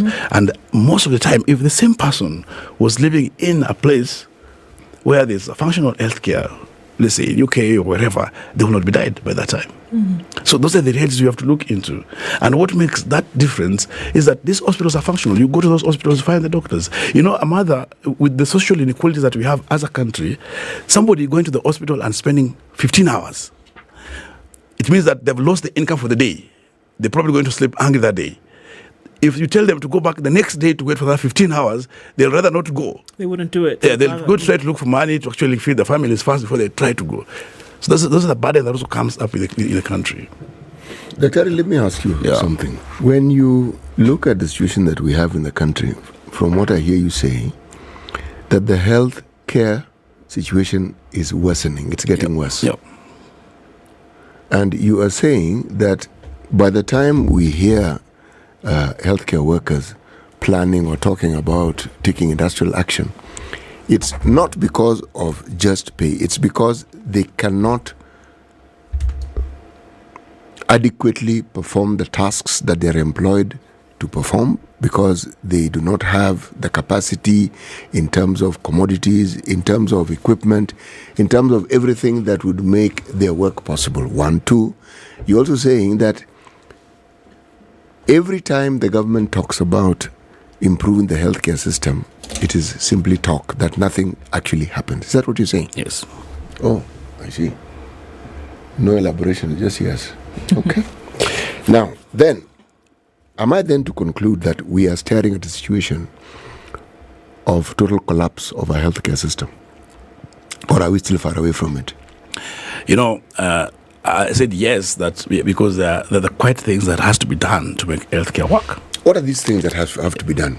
We must, as a country, we are looking at healthcare as more of a recurrent expenditure. We have not come to this point to realize that healthcare has to be an investment, whereby when you employ health workforce, when you make the hospital operational, then there's a lot of, actually, the WHO Investment Charter 2023 indicates that if you invest $1 in health workforce, in healthcare, you reap actually $9 in the economy. Why? Because, for example, if an hospital set up and you have doctors there, if a patient comes, the payments are being done in this hospital, even by the insurance, whether it's a NHIF or any insurance. So from the consultations to the lab, to the drugs, to even the procedures. So if these hospitals were functional, then they can support themselves to actually run. But the situation that is in there is that they are not functional, and the deliberate approach is make them not to function. That's one. Number two, as we speak today, we have this national hospital, NHIF. Yes. The government owes NHIF 22 billion as of today. 22 billion. 22 billion. And this is billion from services that have delivered to both public and private hospitals. So it means that if you are going to seek care in this private hospital now, and probably you have only cover for NHIF, the chance of you receiving this care is actually generally is lower. So it means you have to go out of pocket to get this care. The other time, the police, and this is another thing, the government is talking about the finances to have healthcare. They removed police from NHIF, which is public, yes, to private. And I'm telling you, this is just because of kickbacks. Okay, let's breathe. Let's breathe for a moment and take a break, and then we can come back, Terry, and open that up just a little bit, isn't it? Okay, it's 29 minutes to 8 o'clock, and the Employee of the Year Awards are back again, and it's an initiative of the Federation of Kenya Employers. It seeks to set organizations which put people at the core of their business and have implemented policies, systems, and processes that create and maintain enterprise competitiveness, looking at resilient productivity, improvement alongside industrial peace and harmony. So the awards create the platform for identifying and recognizing these organizations that practice this same thing, people management and labor relations practices amongst employers in Kenya. So are you eligible? You can participate. Any FKE member who wishes to be recognized as exercising the best labor practice can actually come onto this platform and see if you then will be awarded. The awards take place this Friday at the Safari Park Hotel. That's Friday, the 6th of October at the Safari Park Hotel at 6 p.m. And you can log on to www.fke-kenya.org and find out how you can participate. It's the Employer of the Year Awards supported by Safaricom, GIZ, ILO, BAT, NCBA, and NITA.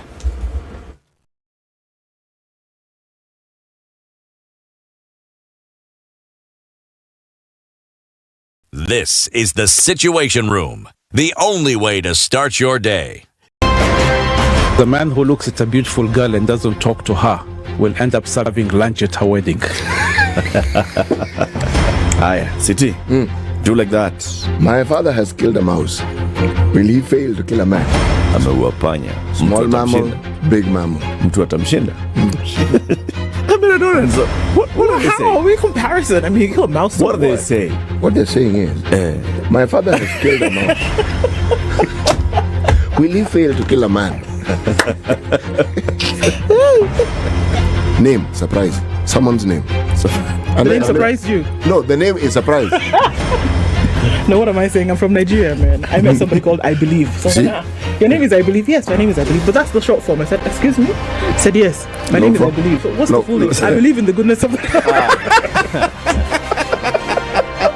The Situation Room, Kenya's biggest conversation.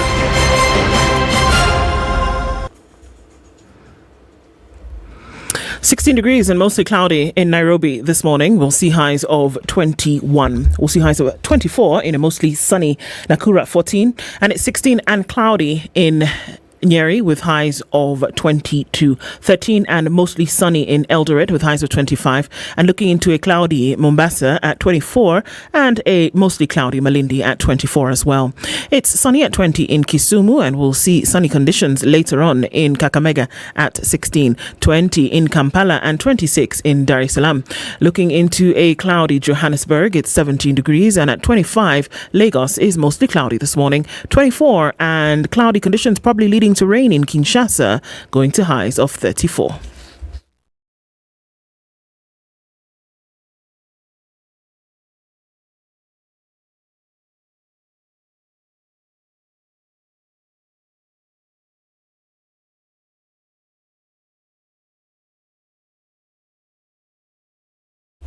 Okay. We're looking at busy streets right about now. We're getting into traffic hour proper. Usually happens right about 7:30, where everything just clicks up a notch and we see traffic then get busier in different parts of the city. On the Thika Superhighway, started busy maybe half an hour ago, and we're going to look at that pickup as we get closer to 8. Coming out of Westlands, that was very busy today. It's leaking onto Chiromo, coming off of Waiakiwe, and then coming in as well from James Gishuru, Gitanga Road, Giving, and it's all coming from Naivasha Road and Gong Road at the same time. On Mombasa Road, you should be all right. We'll look at that creep then closer to the Nyayo Stadium roundabout, out towards Haile Selassie, and then into the CBD. It's busy. We're in traffic hour. Let's keep an eye on things and see how it opens up into Wednesday. And let's talk on Spice FM KE on X.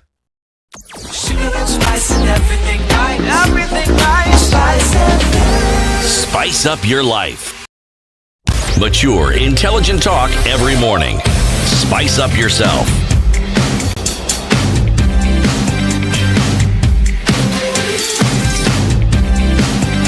Mornings done. 24 minutes to 8 o'clock. We're having a conversation this morning about healthcare and its issues.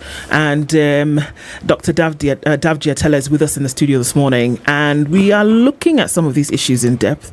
And this is coming off the back of universal healthcare. It will be launched this month, now properly, right? And according to what we are being told, there are many plans in place. It seems a little bit foreboding, though, with some of the things that you've said. And as we went to the break, just giving some insight into what is really happening with NHIF, which, again, is the driver for UHC.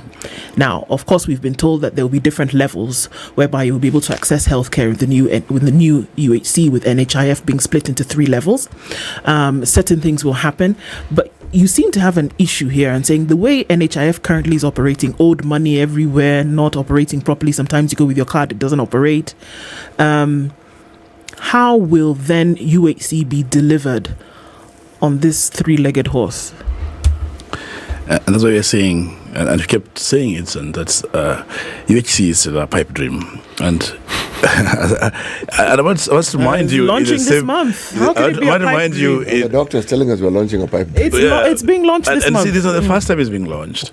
UHC was launched in this country in 2017. We had what do you call the pilot counties that took that gave out. There was inputs and output and gave out recommendations. And we launched them in those counties. Yeah, they launched them in those counties. We also launched it nationally for the UHC, and in fact, the budgets have been there for it. But I can tell you honestly that it's a pipe dream, because what is the envision of UHC is that every Kenyan should have an access to healthcare, regardless of your socioeconomic status, and you must have accessibility to it. That's the thing about it. Even if you are a farmer or whatever you are, you should be able to go to the hospital and get quality healthcare. But how will that happen if we do not look at the fundamental blocks that will make healthcare accessible? I know there is a very big confusion in terms of the primary healthcare that is being talked about every day and the bills on it, and the universal healthcare. And just to make it easier for you, I think the government is driving more donor agenda than the agenda they want to achieve by the universal healthcare, because it is a discussion that was there in the World Health Assembly this year. It was a very big conversations in the United Nations General Assembly. In New York. It's a big conversation, and when the government's UHC project with the community element actually is a donor-funded project. So what there's a big more of an interest in pleasing the donors than in service delivery in itself. Because what we kept on saying is the aspect of having community health promoters bad? No, it's good. Why are we saying that? Because the community health promoters essentially is to sensitize the community. It brings about the social aspect of healthcare. That it should not be just an issue of the doctor, the hospital thing.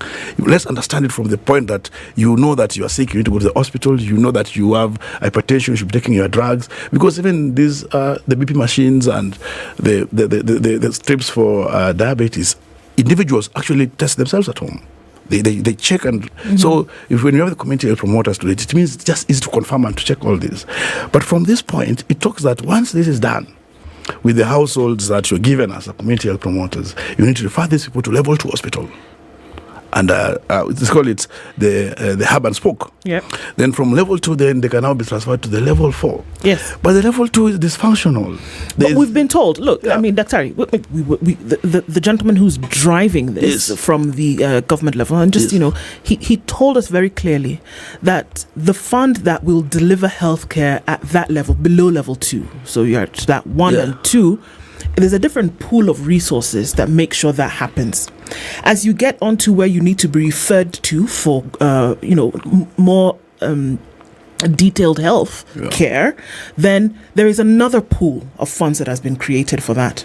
At the highest level, whereby you need a more severe or more serious medical intervention, that is where now you have a lot of donor support, you have a lot of private funding coming into that to take care of that. So it would seem as though they have a plan in place in terms of where this is all going to come from. Because at that basic level where you go in and you have, a fever that can be tested at the lab, etc., government funding will take care of that with your card. As you then graduate, if you need to be referred for something else, there is a pool that has already been set aside and demarcated. So it would appear as though that these things that you're talking about have been considered, and that is why they've come up with this mechanism whereby it will guarantee that whatever level of healthcare you seek, it will be taken care of. What would be your problem with that? These things are more theories than practicals. And sometimes theorizing issues is very easy, and you can even theorize your way to heaven if you are a religious person, and you see yourself going there. But the reality is quite different. When you talk about the aspect of this healthcare and the universal and the access to it, and you say, we are going to have, and it's actually the opposite. The part of these. Currently, the part of these primary healthcare and all that's what's more funded. There's more donor driven because not only in Kenya. In fact, this issue of community health, I think in Malawi they call it community health workers. In Zambia also, it's actually a project that's driven globally. But the point is this: yes, first of all, I'll keep saying that it's more of exploitation to these community promoters. That's another story, though, because you see, you're being told that you're going to have 100 households, that you need to go and move into each of them and identify the conditions and advise them all this. But the locations that they are in, with the 5,000 that you probably be given, will make you a beggar in those particular households. And you won't be able to reach even to have. So ideally, government need to employ and empower people with a minimum wage bracket, rather than saying that we're going to just put you there to promote. That's on the side. But now the reality, the model that they've taken comes from the community health strategy that was implemented in around 2012. Yes. And then the stipend which was being given for volunteers was 2,000 shillings. Yes. But the areas that they were covering was the areas that they came from. Yes. And in many of these instances, you had what they called a community unit that had been set up. And part of what they were provided for were things like bicycles. Yes. So traveling was not an impediment. Yes. Okay? There was a whole ecosystem set up to make sure that these things were possible. Now, when you're now putting it into practice in this modern day from 2012 up now, you're talking about 10 years down the line, 11 years down the line. The realities now are very different from when the proof of this particular concept was set in motion in 2012. So, for it to work and for it to work effectively, beyond the gadgets that they brought in, which are a huge plus and a wonderful thing, the remuneration that these individuals actually need to be able to do what they're supposed to do effectively goes beyond money. Now that discussion is not being had. Yes. Yes. And we're saying at this point that in order to deliver this primary health care at the levels of, 1 and 2, that needs to be put in place. Yes. And if it is not, then we're just going back into the situation where we currently are, whereby you can't diagnose certain things. You can't look at preventative care if you're not looking at, basic diagnostics, for example. And what is strange about what the community health strategy proved? When effected, it reduces hospital attendance by colossal degrees. Yep. But you have to do it carefully and you have to fund it properly. And if you do, it costs so much less than this curative approach that we have.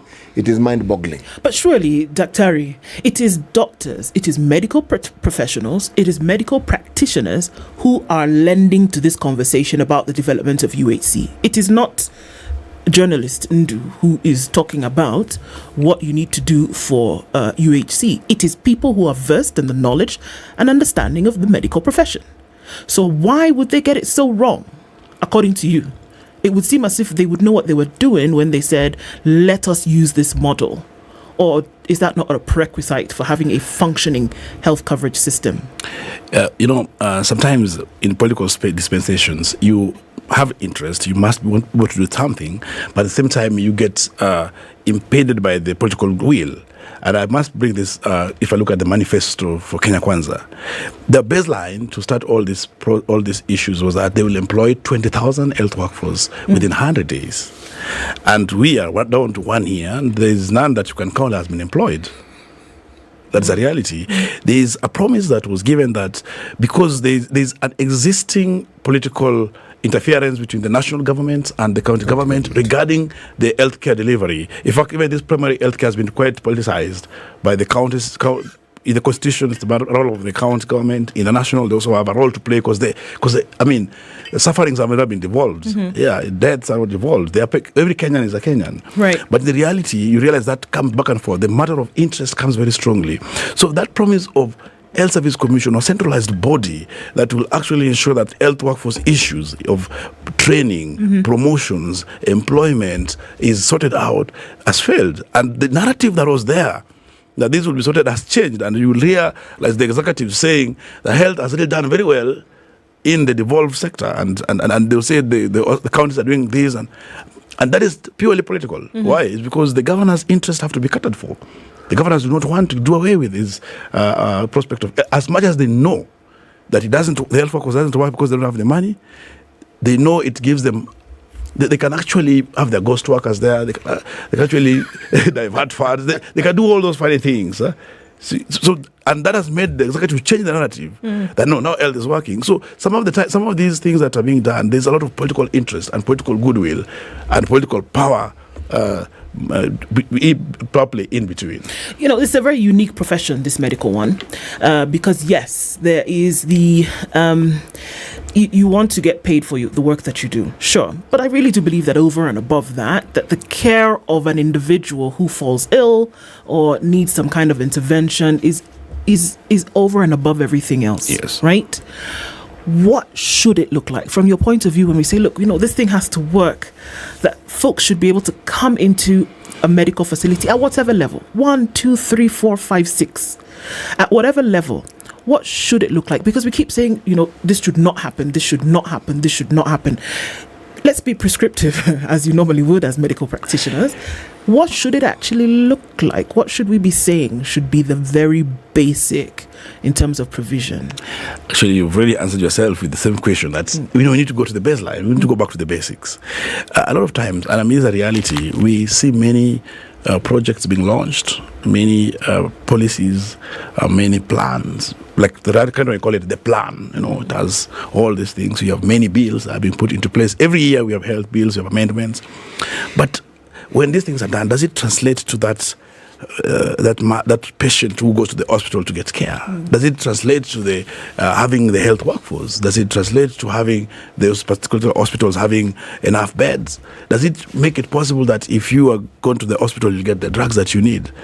So the basics, and these basics actually, the WHO building blocks that are shared across, and Kenya is one of the member states of these WHO. What are these things? We just need service delivery. We just need to have enough or rather, we try to strive to have enough health workforce. We need to employ. It can't just be put to us there. We need to have, I'll say again, we need to have the commodities in the hospitals. We need to have, it's called the good governance. Basically, this is the basics. But if you look on the flip side, the bills that even are coming up now, the bill of FIF, this is pre-devolution. We had a facility improvement fund, which means that the money that are collecting that hospital actually need to be used to improve that hospital. Mm-hmm. But what has been happening is that, yes, hospitals operate. They are the biggest revenue contributors in the counties, but that funds are being directed to other things, roads, to other projects. That's what happened. That's why that FIF bill, as much as some people will say it's actually a good one in the first place, when you look at the digital bill, it just needs to streamline things. But then how? If you have digitalized all the systems across the country and there are no personnel, there are no drugs, it's not functioning, how will it help? Those are things that we look into. If you look at also this, we call it social health insurance bill that has been put in place to replace NHIF. What better thing is going to do than NHIF was not doing? Because the fundamental thing that comes out of it is that it's going to increase the contribution from the normal, I think, 1.7% to 2.75%. There is now an aspect of the household where we have the 300 per household. Yeah. We know that in terms of the contributors, about 83% of it are from the informal sectors. What mechanisms will make somebody know that this person is from their informal incomes, they have 300. They can contribute 300, they can contribute 500. You see, and what is the mechanism for sustainability into that prospect? Because then if the government is trying to run the UHC by the social health insurance, by that funds, what is the sustainability framework? Because we've known the default rates for NHIF has been very high because of the ability to contribute has been low. You are informal settled, you have to contribute 500. Now they've reduced to 300 for the household. Will it be possible? And that's why I keep on saying the government has to deliberately invest in healthcare. The taxes, budget part of it must be put into the budget and to make healthcare run. And investment in healthcare doesn't mean putting up new hospital buildings. No. It means it's not. We should not, and that's what I started with. We cannot handle healthcare in silos, where we say now we are out to ensure that we're doing primary healthcare, and these are it's called one-stop shop for healthcare. You cannot do that, because then we have to add the aspect of the specialized care must be there. We have the aspect of the public healthcare. And also, healthcare is not just the infrastructure aspect of it, investment. It has to be the part of also the human. You can build a 7-star healthcare facility in the country, but the high chance of it not functional is if it does have the health workforce. We know very well that we have this project that took place, I think it's still on now, the managed equipment services. Yeah. It was very, very many equipments were pushed down to the different counties. It was a good project in the sense that now there will be diagnostics, there will be ICU equipment, there are all this in different counties. But they didn't check that, is it going to be who is going to operationalize it? Who is going to make it work? And the report that came in indicated clearly that many of those facilities end up rusting. They end up not giving service to the wananchi. Why? Because there are no personnel to run them. There were no reagents for them. This year's budget of 18.3 for the universal healthcare, 5.9 billion is for still the management services. But now, the reports that have been brought forth about it not functional, are the issues that have been there, have they been corrected? So you get that? So exactly. There's something I have to ask here, because when we, a while back, when we had the then chief health officer for NMS, one Dr. Luga, he painted a very interesting picture of what NMS had done in this county with regards to healthcare services and healthcare provision. He spoke of not just launching, but actually having a cadre of healthcare volunteers that had already been deployed. Now, when we had the current governor of Nairobi in this very same studio, he cast a shadow on what Dr. Luga had said and gave the impression that a lot of it was talk, but it was not true. Now, you happen to be the chief who superintends the union functions of all medical personnel in this country. Tell me, people, from what you know and from what you see, How successful was that NMS project? The reason why I ask this is because if you're going to talk about Makueni, you are going to talk about places where you can look at success. I'm asking the question, the projects that the NMS instituted in Nairobi with regards to healthcare, would you consider them to be something that one can look at as a case study of how you can have turnkey projects in the healthcare sector to actually meet the intended needs? I will say that the project of the NMS on healthcare actually increased access to care, because before the NMS, where will Kenyans access care in Nairobi? We will only go to Kenyatta National Hospital, and that was the only place with ICU. We only had Mama Lucy, which did not have ICU, and it was having that population of about 2 million for the Eastland. We only had Bagathi. It didn't have an ICU. It didn't have an ICU, but Bagathi also have the hospital. Those are the public hospitals which were existing, and then the rest ones were quite distant. All the residents of Kibera, for a long time, they will access care in Bagathi. They used to call it IDH. If you need care there, you have from Katwekera, Kisumu Ndogo, all those regions, Lindi, you'll come to IDH. Nakuru Wajenga, all that region, they just used to be Lunga Lunga Health Center, which was more of a dispensary. So ideally, the NMS project actually constructed these facilities. So we will say that the infrastructure was there. But from that point, we have data that year, NMS employed over 120 doctors. It employed more than 200 nurses. It employed quite a number of health workforce to the county. That is in fact, the highest. If you look at one unit employing health workers, in that year, NMS employed the highest number. Yeah. So it means that, yes, as much as these facilities were here, they also had health workforce. The commodities also are there. So we can't put it that it works 100%. There has to be challenges that exist with it. Indeed. Because it has to be a continuous process. That's right. Yes, it has to be, what I mean by this is that once things have been put up, there has to be continuous budgeting to ensure that there's continuity in the provision. It's not a one-stop. It's not a one-stop. And that's why I will challenge the governor one thing. He's come to the office, yes. Yeah. We have one prospect that is there, is that he's hiring about 123 doctors, which is a good thing. But it should not be that he's hiring this to fire or dismiss the over 80 who are employed by the NMS, because that's the plan that I've seen there, whereby he has come into the office, he has got a pressure from probably the MCS and the team, and they feel that those who are employed by Public Service Commission are not fit to actually work in these facilities. So then they need to be replaced. In essence, you need to add up to that number so that this hospital, these NMS projects could now work better for Nairobi County. Okay. Yes. Even as this agitation continues in different sectors, really trying to right the wrongs, because, I mean, according to those who practice, there are wrongs. You've talked of giving notice of strike. This has come up again. And where exactly are we with this? I must say that we are almost 90% sure that we'll go on strike in December this year. And particularly because, when we gave a notice last year, everybody told us that we need to give government time onto the implementation of the CBA that we had that time. And it was very clear that this was a court order that needed to be implemented. And some of the agitation, the strikes we are gathering in Embu, Meru, in Nakuru, in Nyamira, in Kakamega, just the element of the CBA that have not been implemented, it actually can translate to strike across the country.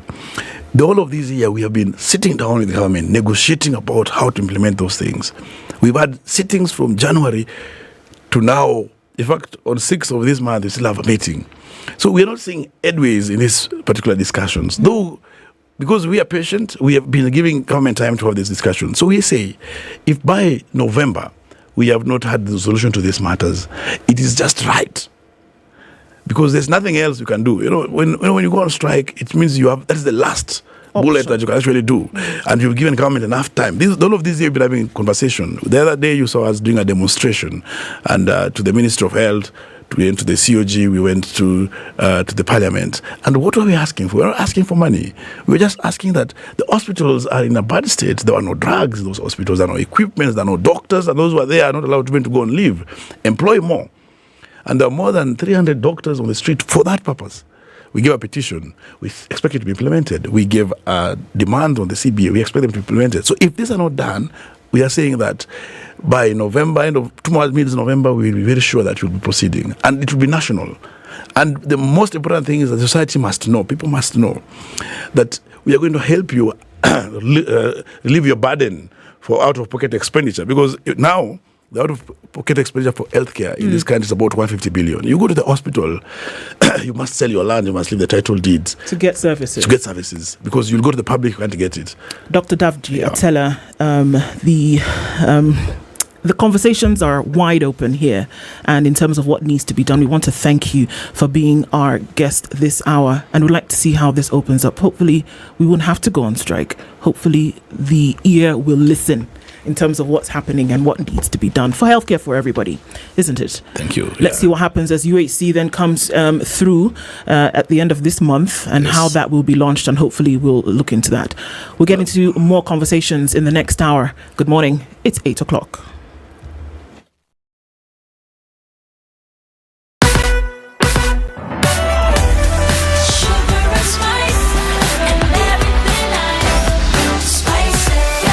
Spice up your life.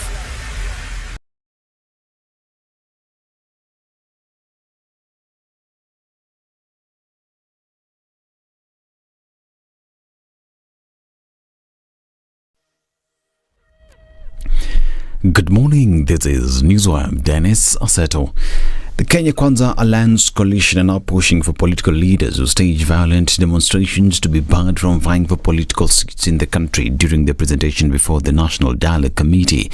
The President William Ruto-led coalition proposed legislation to regulate the right to demonstration, saying it will avert deaths and destruction of properties witnessed during political protest. The UDA Secretary General Cleophas Malala pointed out that legal framework regulating demonstrations in the country will ensure organizers of protest are held liable in the aftermath of violent protests. We are conscious of the Bill of Rights as enshrined in the Constitution. We propose a legislation to regulate the rights to demonstration and picketing enshrined in Article 37. Lastly, the legislation should specifically address and provide mechanism to bar political leaders who lead violent demonstrations from vying from any further elective position. Further, the legislation should mandate the organizers of the demonstration to gazette the venue, time and reason for picketing. The legislation should provide measures that will ensure the leaders and organizers of violent demonstrations which may occasion destruction of property and loss of life to be held liable. Uasin Gishu County is the latest county to have a national library branch under the national government's initiative to decentralize the library sector. In an event attended by stakeholders from the National Library and Uasin Gishu County leaders, Governor Jonathan B. signed the certificates of ownership of the National Library Uasin Gishu branch, congratulating the national government for the move, saying that it will benefit the people in Uasin Gishu. We are receiving the National Library to our hands as the county government. Ugatuzi is working. I commend the Intergovernmental Relations Technical Committee for ensuring that the seamless transfer of functions to these counties has been done. It plays a very vital role in helping our students and our learners improve their knowledge and skills. We'll change the name from Kenya National Library Services to Uasin Gishu Library Services. I would encourage that we utilize this facility. Leaders said that the library, which was built in 1976, will now be strengthened and modernized to strengthen its services and facilitate reading. John Bararot is the Deputy Governor of Uasin Gishu County. First place where we need to enrich this library is to make sure that we have IT-enabled devices like laptops and iPads, because we are going to put Wi-Fi and we are going to put huge pipe Wi-Fi so that anybody can come and do research and do it electronically. So let's inculcate digital transformation. The Cabinet has announced a decision to cancel the government's purchase of a 60% stake at Telecom Kenya valued at slightly over 6 billion shillings. The Cabinet, in a dispatch to newsrooms after meeting chaired by President William Ruto, stated that the government will now be seeking a refund of the said amount from Jamhuri Holdings and Helios Investment Limited for the buyout deal. The probe into the controversial buyout of Telecom Kenya in March this year took a twist after former Treasury Cabinet Secretary Kuriatani revealed that the government was the majority shareholder.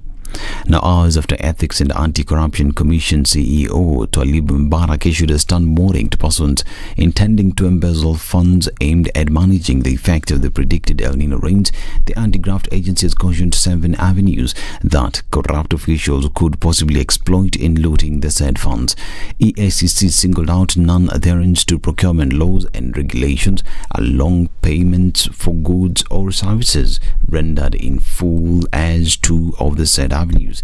The employment of casual ghost workers who can't be audited, like sewer maintenance personnel, and outright theft of public funds are also likely to occur during the said period, according to EACC.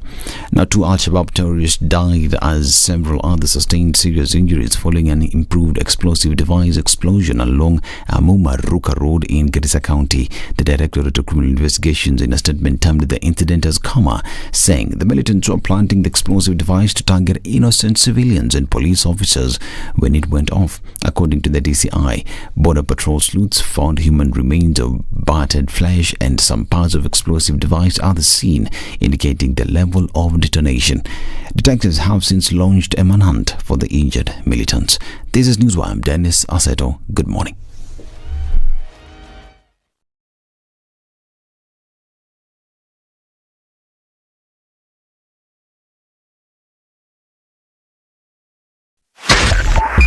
.5 Spice FM, Kisumu.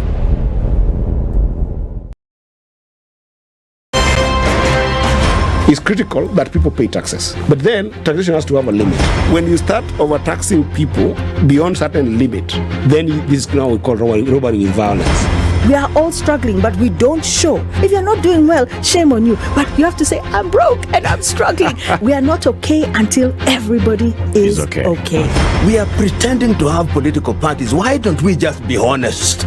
And we say, these are the Luyas, these are the Kambas, these are the Kikuyus, and we find ourselves in Kenya. You know, with politics and leadership, no matter what you do, there will always be a complaint.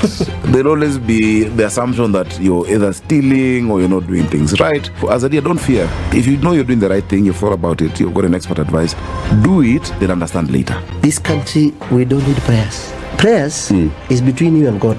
Good governance and thinkers who care about the country and not their stomach. That's what we need. The Situation Room, Kenya's biggest conversation. All right, a few minutes after 8 o'clock, and now is when we're looking at traffic proper. Most parts of the city this morning, Uhuru Highway, bumper to bumper, all the way through into the CBD, out towards Westlands. There's incoming traffic from Westlands as well. Let's look at what's coming off Limuru Road. It's heavy then into the city. It's going to go towards Wangari Maathai. Others will go then towards Muthaiga Square, and we'll see traffic then going on the outbound side of the Thika Superhighway this morning. Thika Superhighway then coming into the CBD, not too bad. Just that survey at the Drift is where we'll see some bumper to bumper action. Before that, you would have used your service lanes, so you're fine. Looking into at the Globe Cinema overpass, there's movement there, so we're just going to watch out for this. We're in traffic hour, like I said. Let's see what happens later. Gitanga Road, Naivasha Road, that whole area then getting out towards Mzima Springs and then feeding over to Westlands from James Gishuru. That's also pretty busy for the first time in a while, so let's watch out for that. Let's talk on Spice FM KE on X and keep things moving this morning.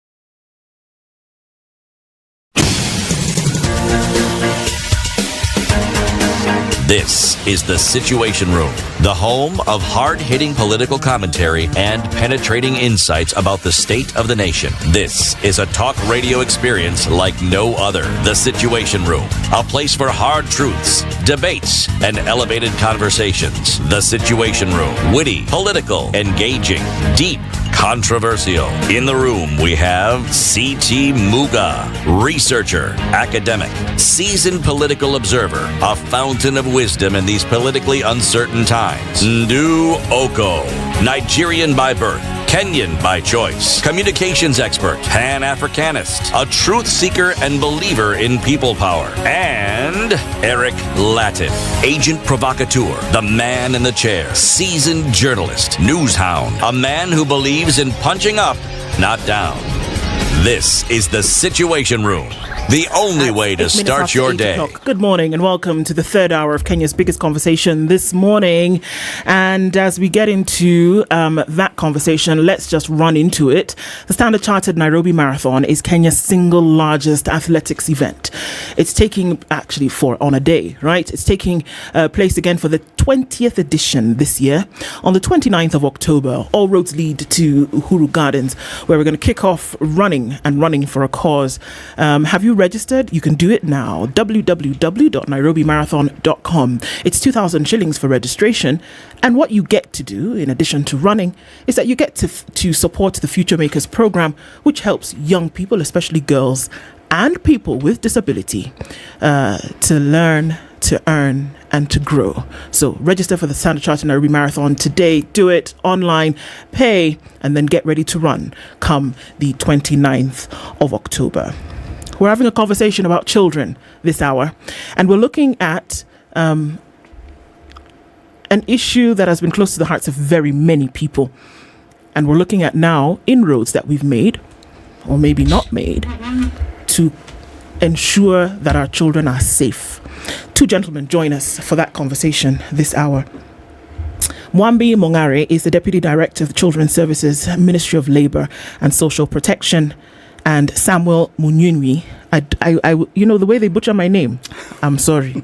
Munyunwini is the Executive Director of African Institute for Children's Studies. You'll forgive me, but gentlemen, good morning. Good morning. Karibu Sana.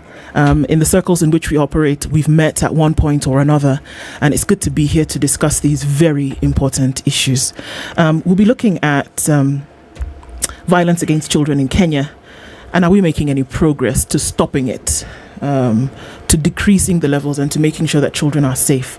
We're going to welcome you to the Situation Room this morning, and CT has that welcome for you. Yes, our proverbs for the whole of this week come from the country of Uganda. Uganda is Kenya's neighbor to the... Is it west? It's west. It's west. Yes. A bad man does not lack qualities which are pleasing to him. Remember, if we say someone is bad, it is us, not him, who think he has bad qualities. But maybe in his own opinion, he thinks he's okay. After all, he may even have a family. And somebody may call him dear husband, another one may call him daddy. So. Daddy dearest.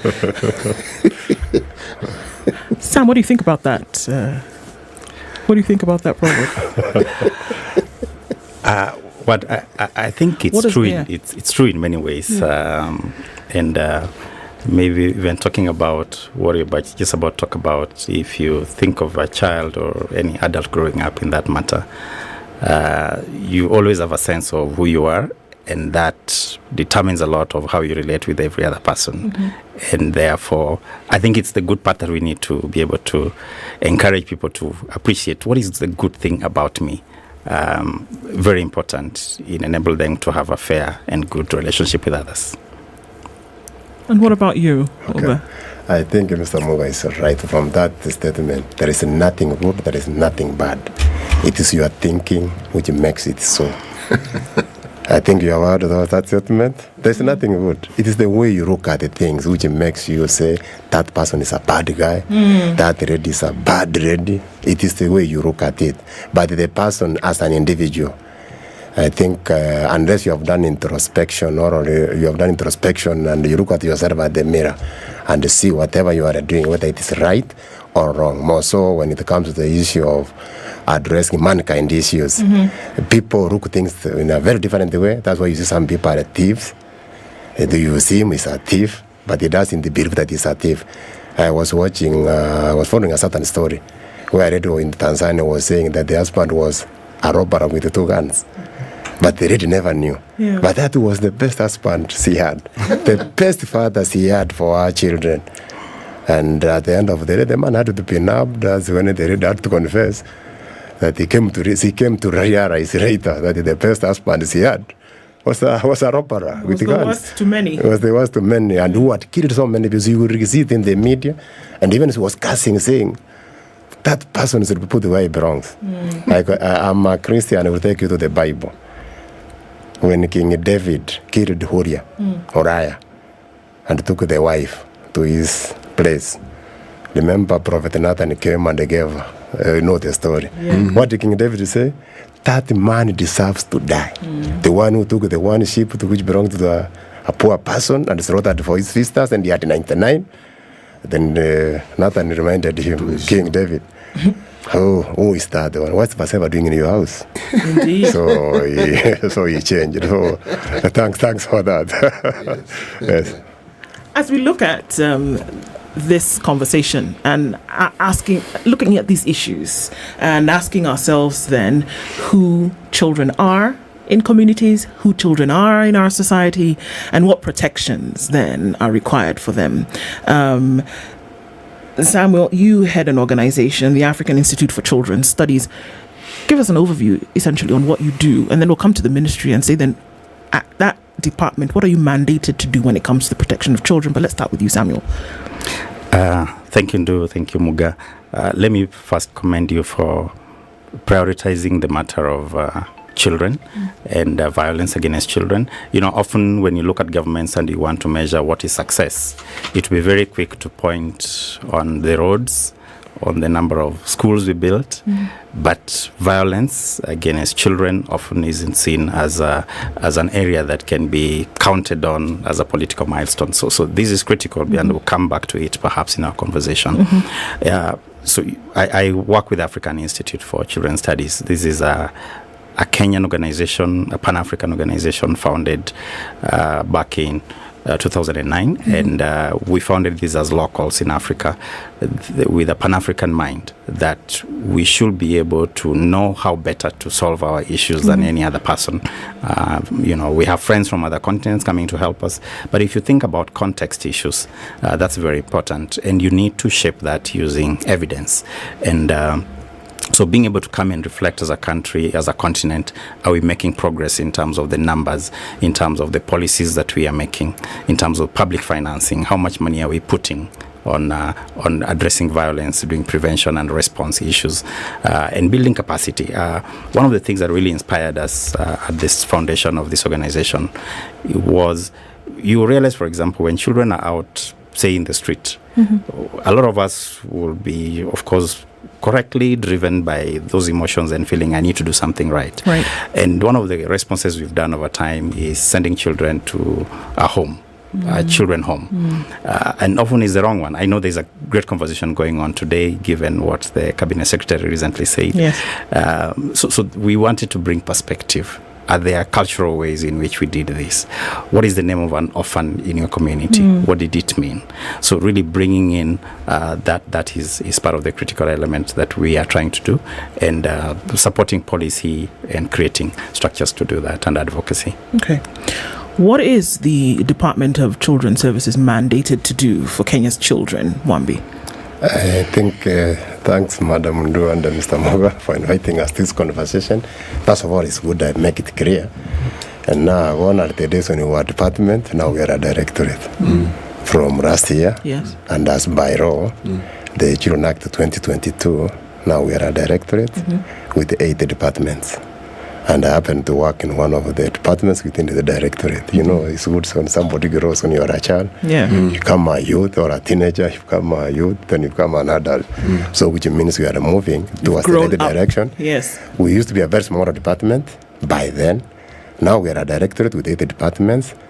Our dream is one day to have a ministry to deal with children issues in this country. And to have our own sector called child protection, not social protection. Because how far are we from this dream? We are in the right direction, Mr. Muga. Because when we used to have a very small department, we had very few officers in this country who were manning children issues.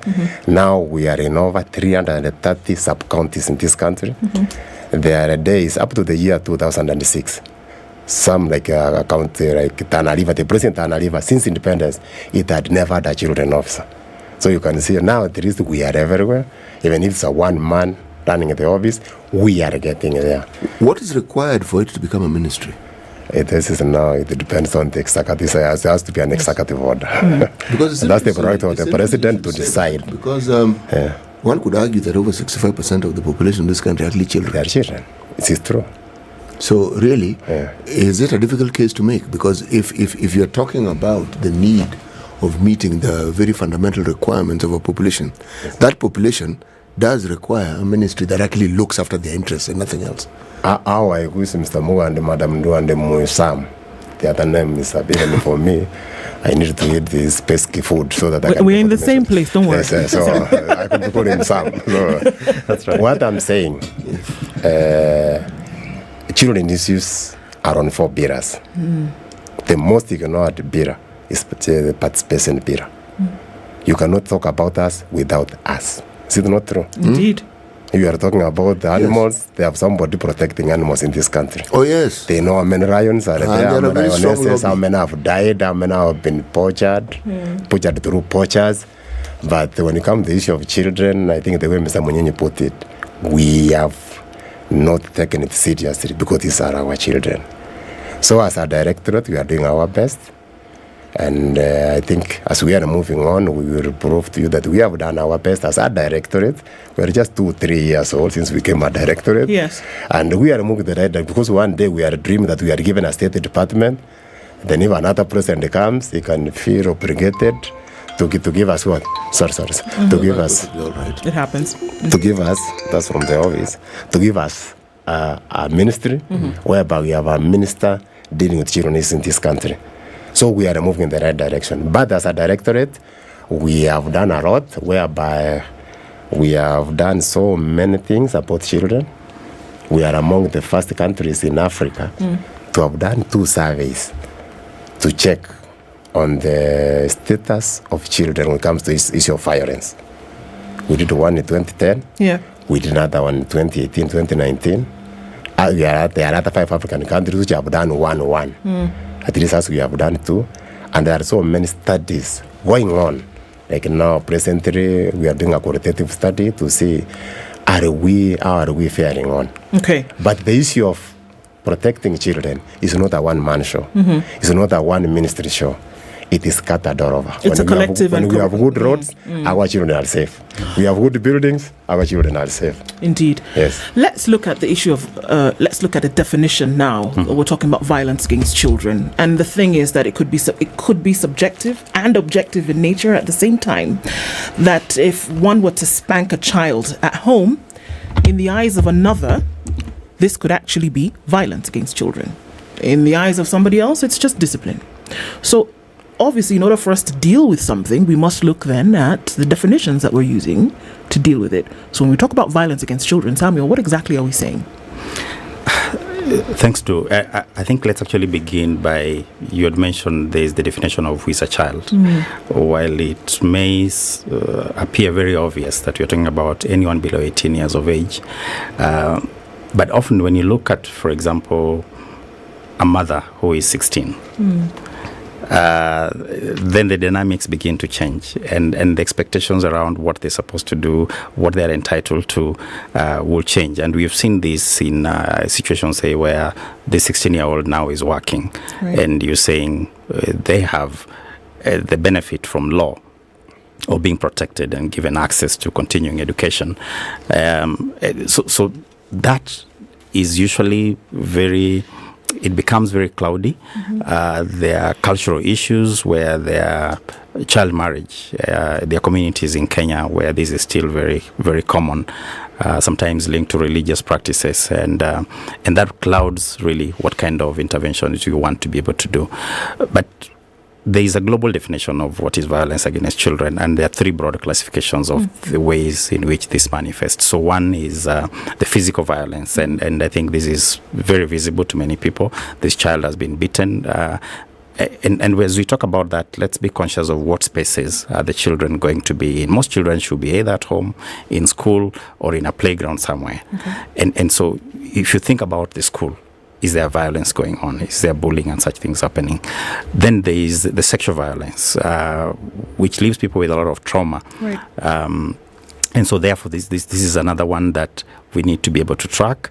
And when you look at where it's happening again, many times in the places that are supposed to be the most safe for a child, by family members, incest cases are really increasing. And so that's another very important one. And let me link it to why we must be very keen on this matter, because the trauma that sexual violence leaves on people often then comes and follows up. So when you look at homicide rates in Kenya, for example, between 2010 and now, we've been on an increasing number throughout. I think the latest numbers, we had about 3,000, about 100 cases reported, up from about 2,900 in the year 2021. So these are another critical areas. Then the emotional abuse, and this is linked to mental health. We did some study last year as African Institute on behalf of one of the big social media providers in the world, and they were trying to understand, is there a link between the increasing suicide rates among teenagers and the emotional violence and mental health issues that come in from there. So I think they're very objective measures. The violence against children study that Mwambi has mentioned is been done across countries and very comparable. So they're quite very objective yardsticks. Can we look at the violence that is meted against children and not also try to understand what it is that drives the perpetrators? Because it's not as though the children are directing violence at themselves. And if there's an increase in it, it means there are people or groups of people who are responsible for this. And what is it that is causing them? And why is it that there is an increase? Thanks, Mr. Muga. I think before we address on the percentages, the rates, and the numbers, first of all, the first thing we have to ask, who are the perpetrators? Yes. The perpetrators are you and me. Yes. If you have children, when I look at your hair, where I come from, you are an elder, you have grandchildren or great-grandchildren. Is it so? We are the perpetrators are at the home. That's where, as my colleague has said, where we expected the best place, the most safest environment, we expect our children to be in. That's where they are first violated. Sexual violence, physical violence, and emotional violence. The worst we have done, yes, we have tried to handle sexual and physical because we can see it. What about emotional violence? What is happening in our country, and I think it's good for the Kenyans to know this, we have normalized violence against the children. We have seen it as something very normal. If you are a Christian, the good book tells me, spare the rod, spoil what? The child. But this rod is being overused. Indeed. You have seen children being caned in schools. What's the one of the best environments we expect children to be safe? Children are caned until they die. You have seen it. Some have been maimed. Their numbers are there. The way you said the issue of when you see a child committing suicide at the age of 80 years, is it not worrying? Something must have gone wrong. What has happened in the communities? People have normalized violence, the three. The worst violence is child poverty, what we call economic violence, and neglect.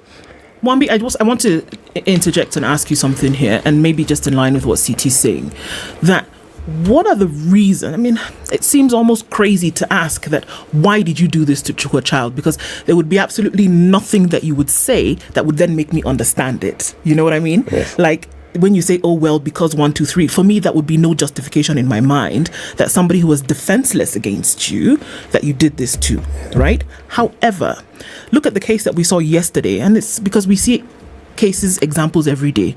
The case we saw yesterday of a woman who is said to have killed her child, beat her child to death because this child refused to eat. She was arrested yesterday. Now, that is not a normal situation. That is not the reason why that child died, obviously. There was an underlying issue. Yes. So are we looking at these underlying issues and dealing with them, or should we be? Or should we just say, no, you do not beat a child and that is it? Are we looking at the underlying issues? Because in many cases, we'll deal with that. The person who rapes a child or performs some kind of sexual violence against a child is not normal. That person is suffering mental health issues. It is clear. So there are underlying issues. Do we deal with those as a form then of solution finding? Okay. I think what you have said is true. When you see this lady beating her child to death because the child has refused to eat, let's go. You know, the problem is we look at things at the surface value. Yes. She has killed her child. She has been arrested. She has been taken in for murder, manslaughter, and all of those things, the penal code. But the problem is, our investigators don't go back and dig to the history of this young lady or this lady. That's where we have been going wrong. We don't look for things at what has caused it. Madam Mondo and Mr. Muga and my colleague can tell you, violence begets violence. If you are brought up in a violent environment, obviously there is Muga, I hope you understand Kiswahili.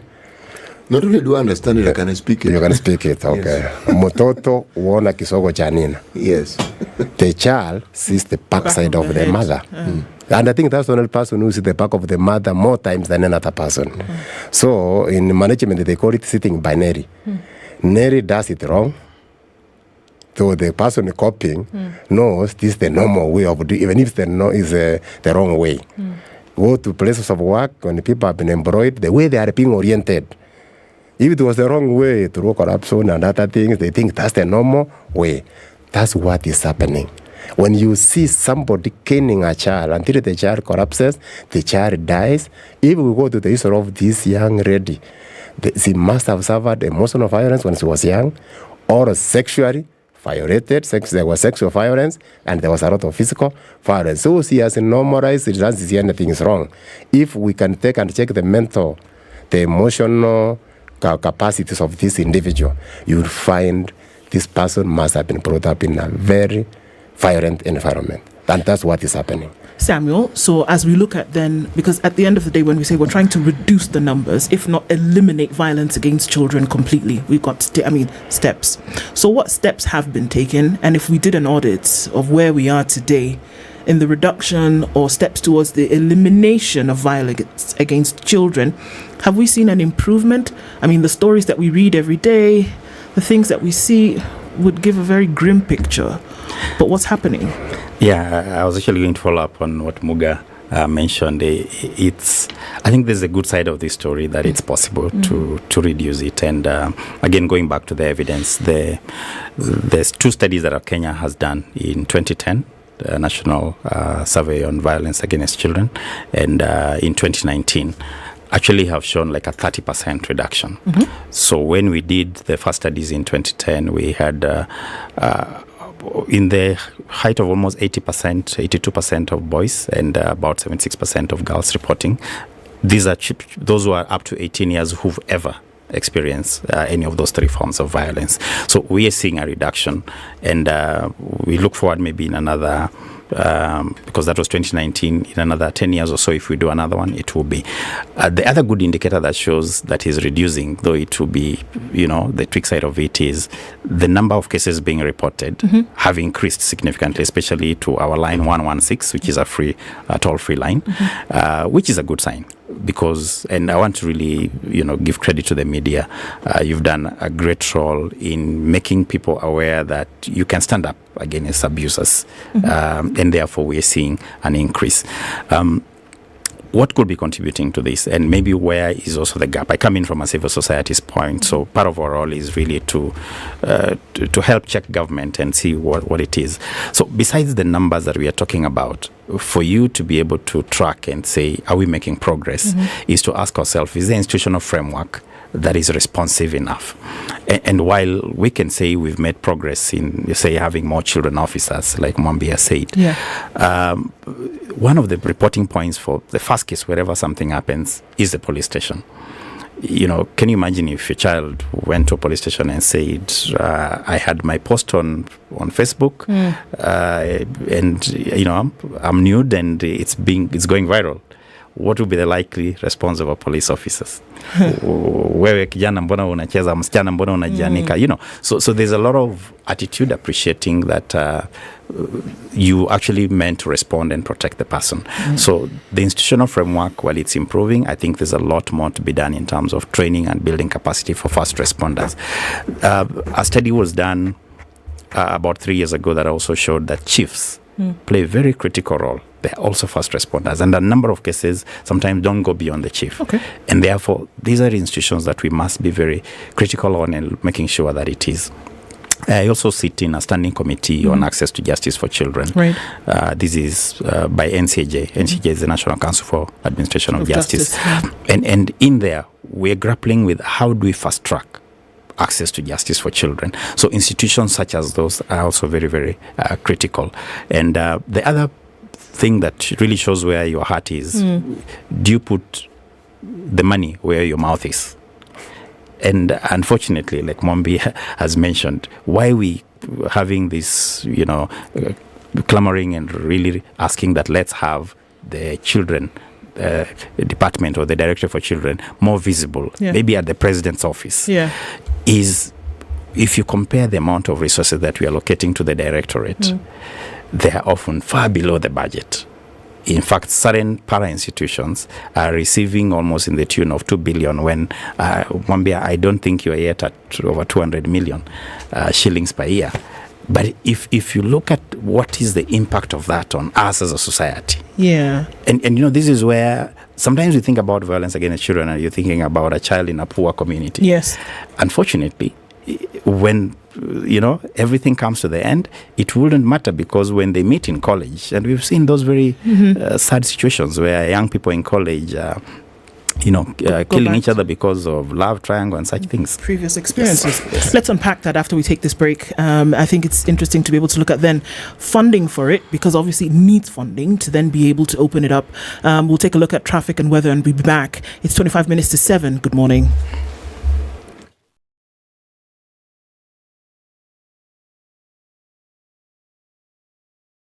This is the Situation Room, the only way to start your day.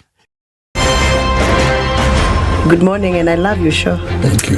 Having come from a Kikuyu radio background, I migrated to Spice because of the content. I was born in a slum, but somehow I got a break in life. So sometimes when you see the sweating coming out because of the passion and whatever it is, behind the noise, there are people, and we share the same umbilical cord. It shouldn't be like that. I am so disappointed. We used to tell Honorable Raila Amolo Odinga that he's doing politics of conmanship, and even President Uhuru Kenyatta, serikali hii ndio iko na conmanship ya hali ya juu. You cannot promise people that you reduce tax, then you double. In politics, there is the issue of trust. For you to turn around and then stab the same people who gave you that trust, there is no other level of dishonesty. Na hii mambo utaona dunia tu. The Situation Room, Kenya's biggest conversation.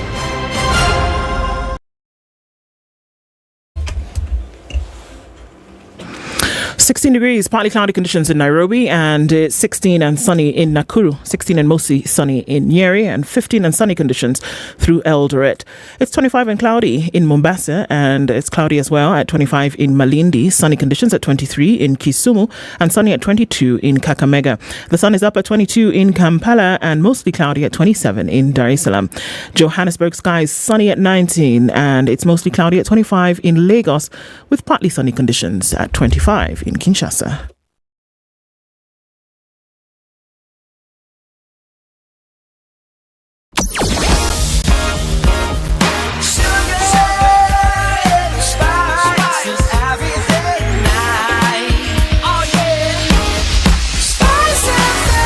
Spice up your life. Looks like the worst of it is already over, but we're going to keep an eye on things because the ebb and flow of traffic can be quite something. Coming off a thicker superhighway, not too bad until you get to right around Survey. The CBD is going to take in the most of it right now. Uhuru Highway particularly busy at your junctions. Coming in from the Nyayo Stadium roundabout. Going to join with Lusaka Road, and then looking at Bunyala, folks coming from industrial area and then trying to get into the city. That's where it's busiest. Westlands was busy earlier, but now you're fine to get through from James Gishuru at the Drift, touching on Waiyaki Way, and then in towards Chiromo. I think we'll be fine, but we're going to keep an eye on things. Help us out, folks, just in case anything does pop off.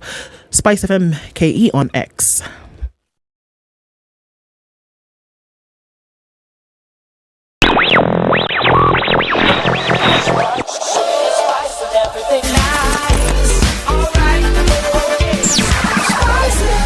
Spice up your life. Mature, intelligent talk every morning. Spice up yourself.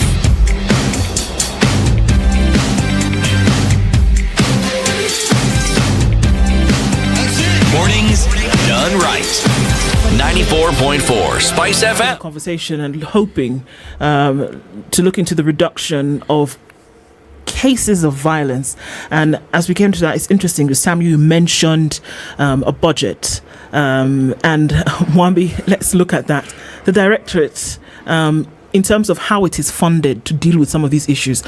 And the question is, it may seem like it is an obvious answer, but then what do you need money for to be able to fight these cases of violence?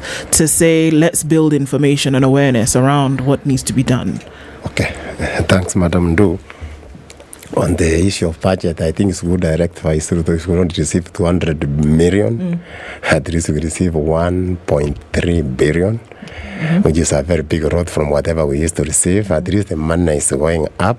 I have at a slow pace. And even for next financial year, we are asking for more resources. And this money, when these funds are asked for, when we do requisition for funding, there are, as I said, there are 4 pillars. Whereby this is concerning children are built on. We have the survival pillar, we have the development pillar, we have the protection pillar, and the last is the participation pillar. All of these pillars, if you need resources to make sure that when a child has been born, this child is given a chance to survive. When a child is of age, is supposed to go for immunization, you have to make sure that these children have been taken for immunization. If you don't know, there are some communities who don't immunize their children because of maybe cultural background and religious background. As you are aware, you have heard from some religions where you say you should not take your child, or when you are sick, you pray to God so that you get cured. Because some people prayed and some doors were opened. Somebody went to the River Jordan, swam there 7 times, and the ripples went. Yeah. So they say there's no, but those are the kind of things we are doing. We need resources to get vehicles, equipment, good offices, and to make follow-ups on these cases, wherever cases happened. If a child has undergone, is a victim of defilement, not rape, because for children they are defiled. Yeah. So a lot of resources are needed for the investigating team, that's for the police officers. For our department to do the social inquiries, we need to go to courts, give evidence, look for witnesses, let us get all of the story. As the story, we have to give it the way it is so that at least we protect these children. And I think that's what has been happening. And I think it's good we clarify. The police of today are not the police of yesterday. Mr. Muga, you can bear witness. More so when it comes to the issue of children. And now in the new Children Act 2022, it has been made mandatory for the Inspector General of Police to ensure there's a child protection unit in every police station. In every police station in Kenya today? In Kenya. That's what we are fighting for. You know, the law came to being last year. Yeah. So we are struggling already. I know so many police stations are struggling to put those structures on. But before that, we said even if there is no building, can we have that in every police station we have a gender and children desk? Wherever these cases are, they know the way Mr. Sam put it. These days, if it's a child who has want to report, they don't report at the front office. There is a room whereby those officers manning, they are not in uniform. They are in civilian, but they are police officers, either ladies and men who are in civilian. Remember when people see uniform, even us here, the way we are doing this, police officers walk in uniform with their guns, even without the guns. We start asking what has gone wrong. Yes. So for children, that's what we are doing. We are back to child-friendly as possible. And further, when it comes to the issue of other investigation, we are very happy to the Director of Criminal Investigation, Kenya, DCI. We have come up with the Anti-Human Trafficking and Child Protection Unit. We have one office here in Nairobi, South Sea, and we have another office in Mombasa. Our dream is that they have 47 units in all counties in Kenya.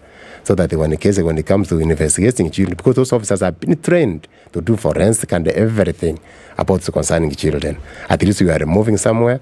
And on the issue of reduction, let us be very sincere. You cannot do away with violence. What we are doing, remember there's a time, 2000, the former president was saying the issue of poverty, that it was supposed to be done what? Done away with. He realized it was a mistake. He called it poverty reduction strategy paper. Remember, he was saying, let us remove poverty. So on the issue of violence, what we are fighting is the issue of reducing. The map, the way Mr. Sam has put it, the start of 2010 indicated almost 80% all over our children who reported, and they were 18 to 24. They during their childhood, they experienced 1 form, 2, or the 3, that was around 80%. The survey of 2018-19 indicated it has reduced from 80% to 56 average. I think that's a plus for us. But what hit us, as we were celebrating the gains, COVID came. So after COVID, things nose dive. Remember the issue of the teenage pregnancies? Yes. Those are marriages. Those are young children conceiving, having sex. As by law, a person who is under 18 cannot, there's no consensual sex. Yes. That's when you have done what you call defilement, you have done. So all of these things, we are grappling with all of those, but we are happy that we are moving in the right direction.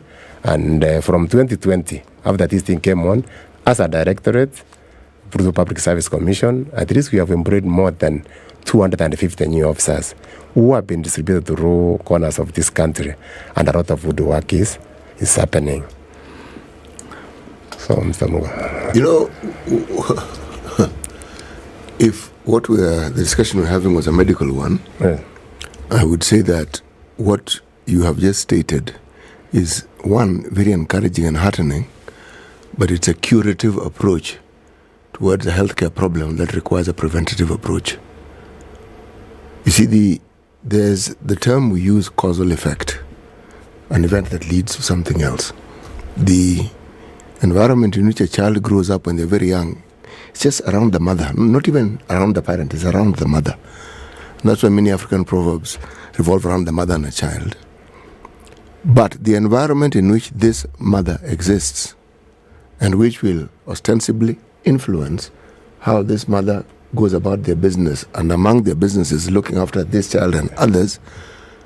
Now, that cannot be ignored as we talk about violence against children or the abuse of children.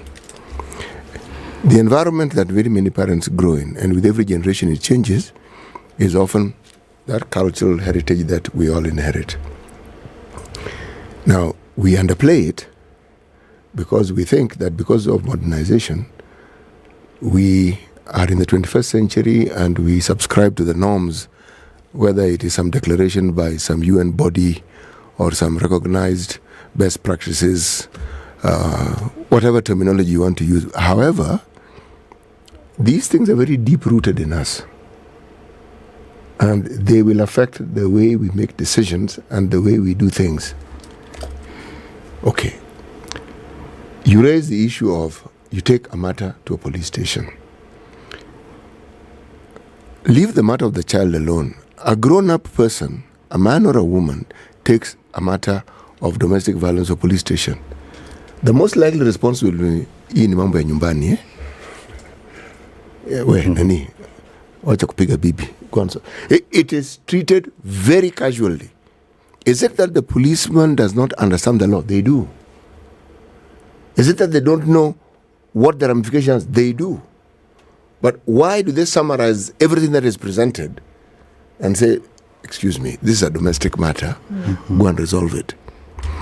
It is the cultural norms that influence the way we go about our business. Why is it, for instance, that early child marriages are talked about, but they still occur? If you're talking about FGM, we talk about it, and you're told it is still practiced. And if you look at the people who perpetrated the most, are the people you would think would actually... Yeah, exactly. So, these nuances that are peculiar and particular to us, even as we give attention to this very fundamental matter of the child, if we ignore this, our efforts will amount to a zero-sum game, because we will be talking about a cure, and yet what would prevent that particular problem is completely ignored. So the problem will likely never come to an end. Maybe Muga, if you allow me to just build on that thought. So one, there's been a very wrong notion that children rights or how we should bring up children, protect them from violence is almost a UN, this Mzungu thing. There's a proverb, I've actually put it as my profile. a description. It says, the child who is not embraced by the village will burn it down to feel its warmth. Next time you need to read this proverb, Muga. but what does it mean? What you use good. I think it has quite some depth, in the sense that, one, this is an African proverb, and I dare say there is really no community that hasn't thought about protecting its children and bringing its children well, because we know for sure that we're bequeathing with this, we're handing over our community, our well-being. We knew that our old age is often taken care of by the child. Are there practices that are abusive within us? True. I think we've also done a movement from a communal rights. Rights were perceived more from a communal point than the individual, but not in all cases. From the community I come from, for example, really values women.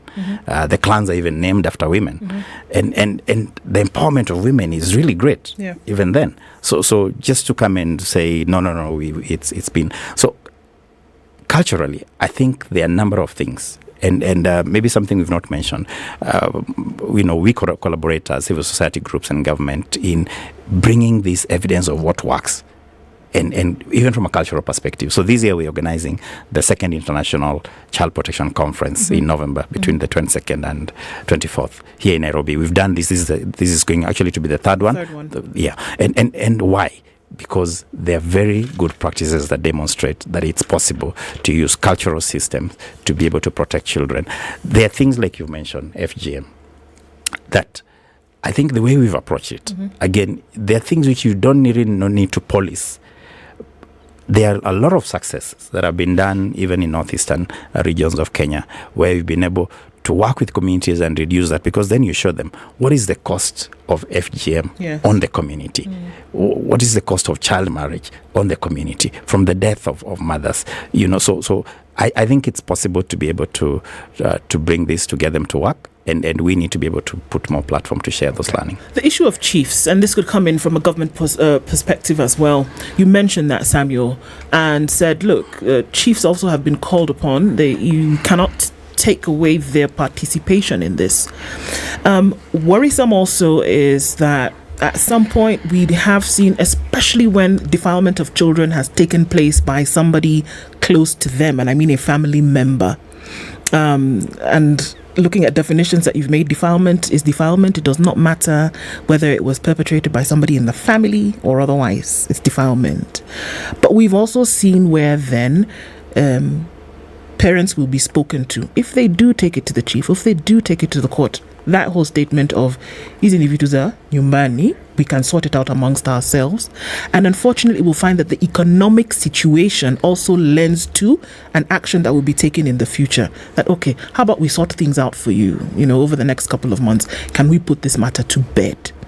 And this is rampant. It happens a lot, that a child would have been defiled and the parents then are spoken to, right? By whomever it be, law enforcement officer, at whatever level, chief level, and they'll say, let's figure this out amongst ourselves. Is this an impediment to the reduction of child violence? Okay.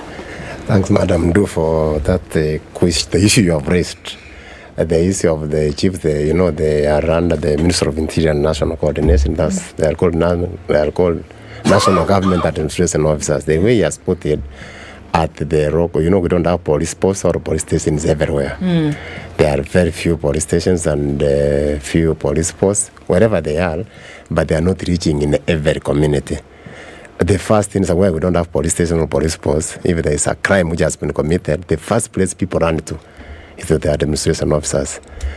And we are very unlucky that 1997, Mr. Muga, you were around under me, dealing with the repealing of the Chiefs Act. Remember the Chiefs Act, the chief had a lot of powers, but they were repealed. In fact, most people don't know that administration and police were actually attached to the chiefs. To the chiefs. Now the ones who are now the National Police Service. Those who are attached to the chiefs had a lot of powers. That's the time they were doing most of whatever they were doing. So what we were doing as a government, as a directorate, And as a state department, we are doing a lot of awareness creation. And it's good that I inform you, when we did the first survey, we didn't come up with a prevention plan. We came with that, the way you said, fighting fires. We came with a response plan 2013, 2018. So when we did the second survey, we realized we are being curative instead of being preventive. So after the survey, the second survey, we came with a national prevention and response plan, 2020, 2023. It's coming to an end next year, June. So what we are doing a lot of awareness, and we are seeing so many changes. We have won those areas, as mentioned. I've been in Wajir, I've been in Ram, those far from counties. I was in Marsabit, whereby those kangaroo courts were being formed by the chiefs you are mentioning. And we are doing a lot of with the Ngao, that's in the the deputy county commissioners, the county commissioners, the regional commissioners. We are there. Let the chiefs know this. But a capital offense is a capital offense. So is there intervention in in a case whereby somebody will come and say, okay, no, we've spoken amongst ourselves and we've agreed to sort it out? Will there be intervention to say, actually, no, this is a crime, it must be prosecuted, this child must be protected? Does that happen? Yes, we are doing it if it is reported to us. And even as a directorate, we have recruited child protection volunteers who are Hawaiians, because we are not many. So wherever there is a kind of get reported to us, when we intervene, I'm very sure that we have done so many cases of such kind, and we are managed to prosecute them, and people have been put in. I can give you an example. In the year 2014, a missionary came from the US to Kenya, to an institution here in the Central Region. He sodomized 12 children under 12 years. What is the Sexual Offences Act say, Section 8?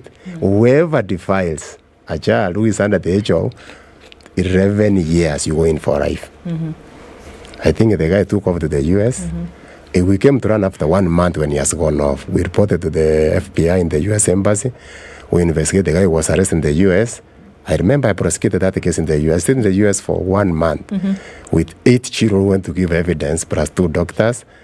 We had the former head of complaints, public complaints at the DCI headquarters. We prosecuted the guy is in for 42 years.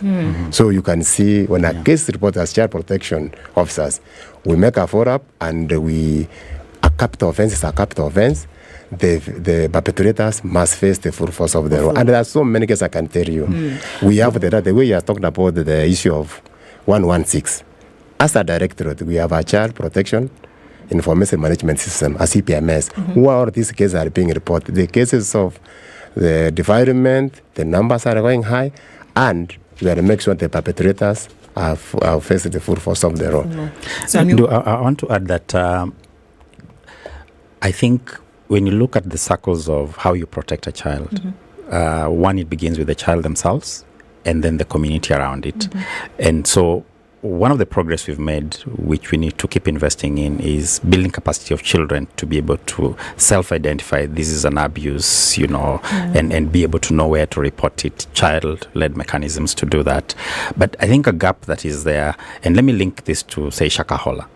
One of the things we noticed in the Shakahola massacre, which more than half of those who are victims are actually children, is that we've had children and families from as far as Vihiga, from Meru, traveling all the way. And one of the questions I've asked myself, by the time you have 20 children missing from even one sub-county, from school for 1 week, alarm should have gone up. So what do we need? We need a community-led child rights monitoring system. I know, for example, the government now is investing on, the community health promoters. They're talking about the volunteers in the child protection system. Until we have community-based organizations being able to do this. And in the Children's Act, we were part of drafting it. And one of the clauses that was brought in is to create a child welfare fund. I know there's going to be more conversation on how to actually implement this. But I see an opportunity in which community-based organizations can be funded so that they have people where you can report cases, so that if a chief is manipulating a case because they've been bribed or something, then the community members are able to know. They know the cases. You can imagine even the matter of street-connected children. It is possible today to try and target them much more effectively by ensuring that community organizations have access to resources to be able to do this. So we can create a per capita or whatever allocation so that for every cases you support, and that will be, besides job creation, it will actually bring the community protection mechanisms right to that level. In a very few short seconds, what I hear you saying is that it cannot just be a government effort. It cannot just be a civil society effort. It has to be civil society, government, community, individuals. Everybody has to be involved in this if we're going to see an increased reduction, if that can be said, of child violence. Exactly. There's a saying, I think South Africans I really agree with, Ubuntu. You know, I am because you are. Until we get to that point where you appreciate that the well-being of your own children is pegged on the well-being of the children around you, because eventually they're able to influence each other, and therefore communities must be at the forefront of doing the interventions. And I think in addition to what he has said, the 116 is a sort of free line. Yes. Children can call in, adults can call in, the youth can call in to report a case they have. We receive so many cases. That's why the numbers have gone up. We are now pre-testing what we call Furugumaba, which is a community-led initiative being funded by Plan International, and some civil society are supporting us. We have done it in Kirivi, Kware, now we are in Nairobi and Kiambu. There are reasons why we are in Nairobi and Kiambu. You know, this is one of the densely populated. Whenever a case is reported, a follow-up to the headquarters is very fast because it's online reporting. More conversations that need to be had. Samuel Munyuwini, thank you for joining us this morning. Mwambi Mongari, thanks for being here. A conversation that needs to be had more often. We hope to have it again in the future. Good morning, everybody. It's 9 a.m. Spice up your life.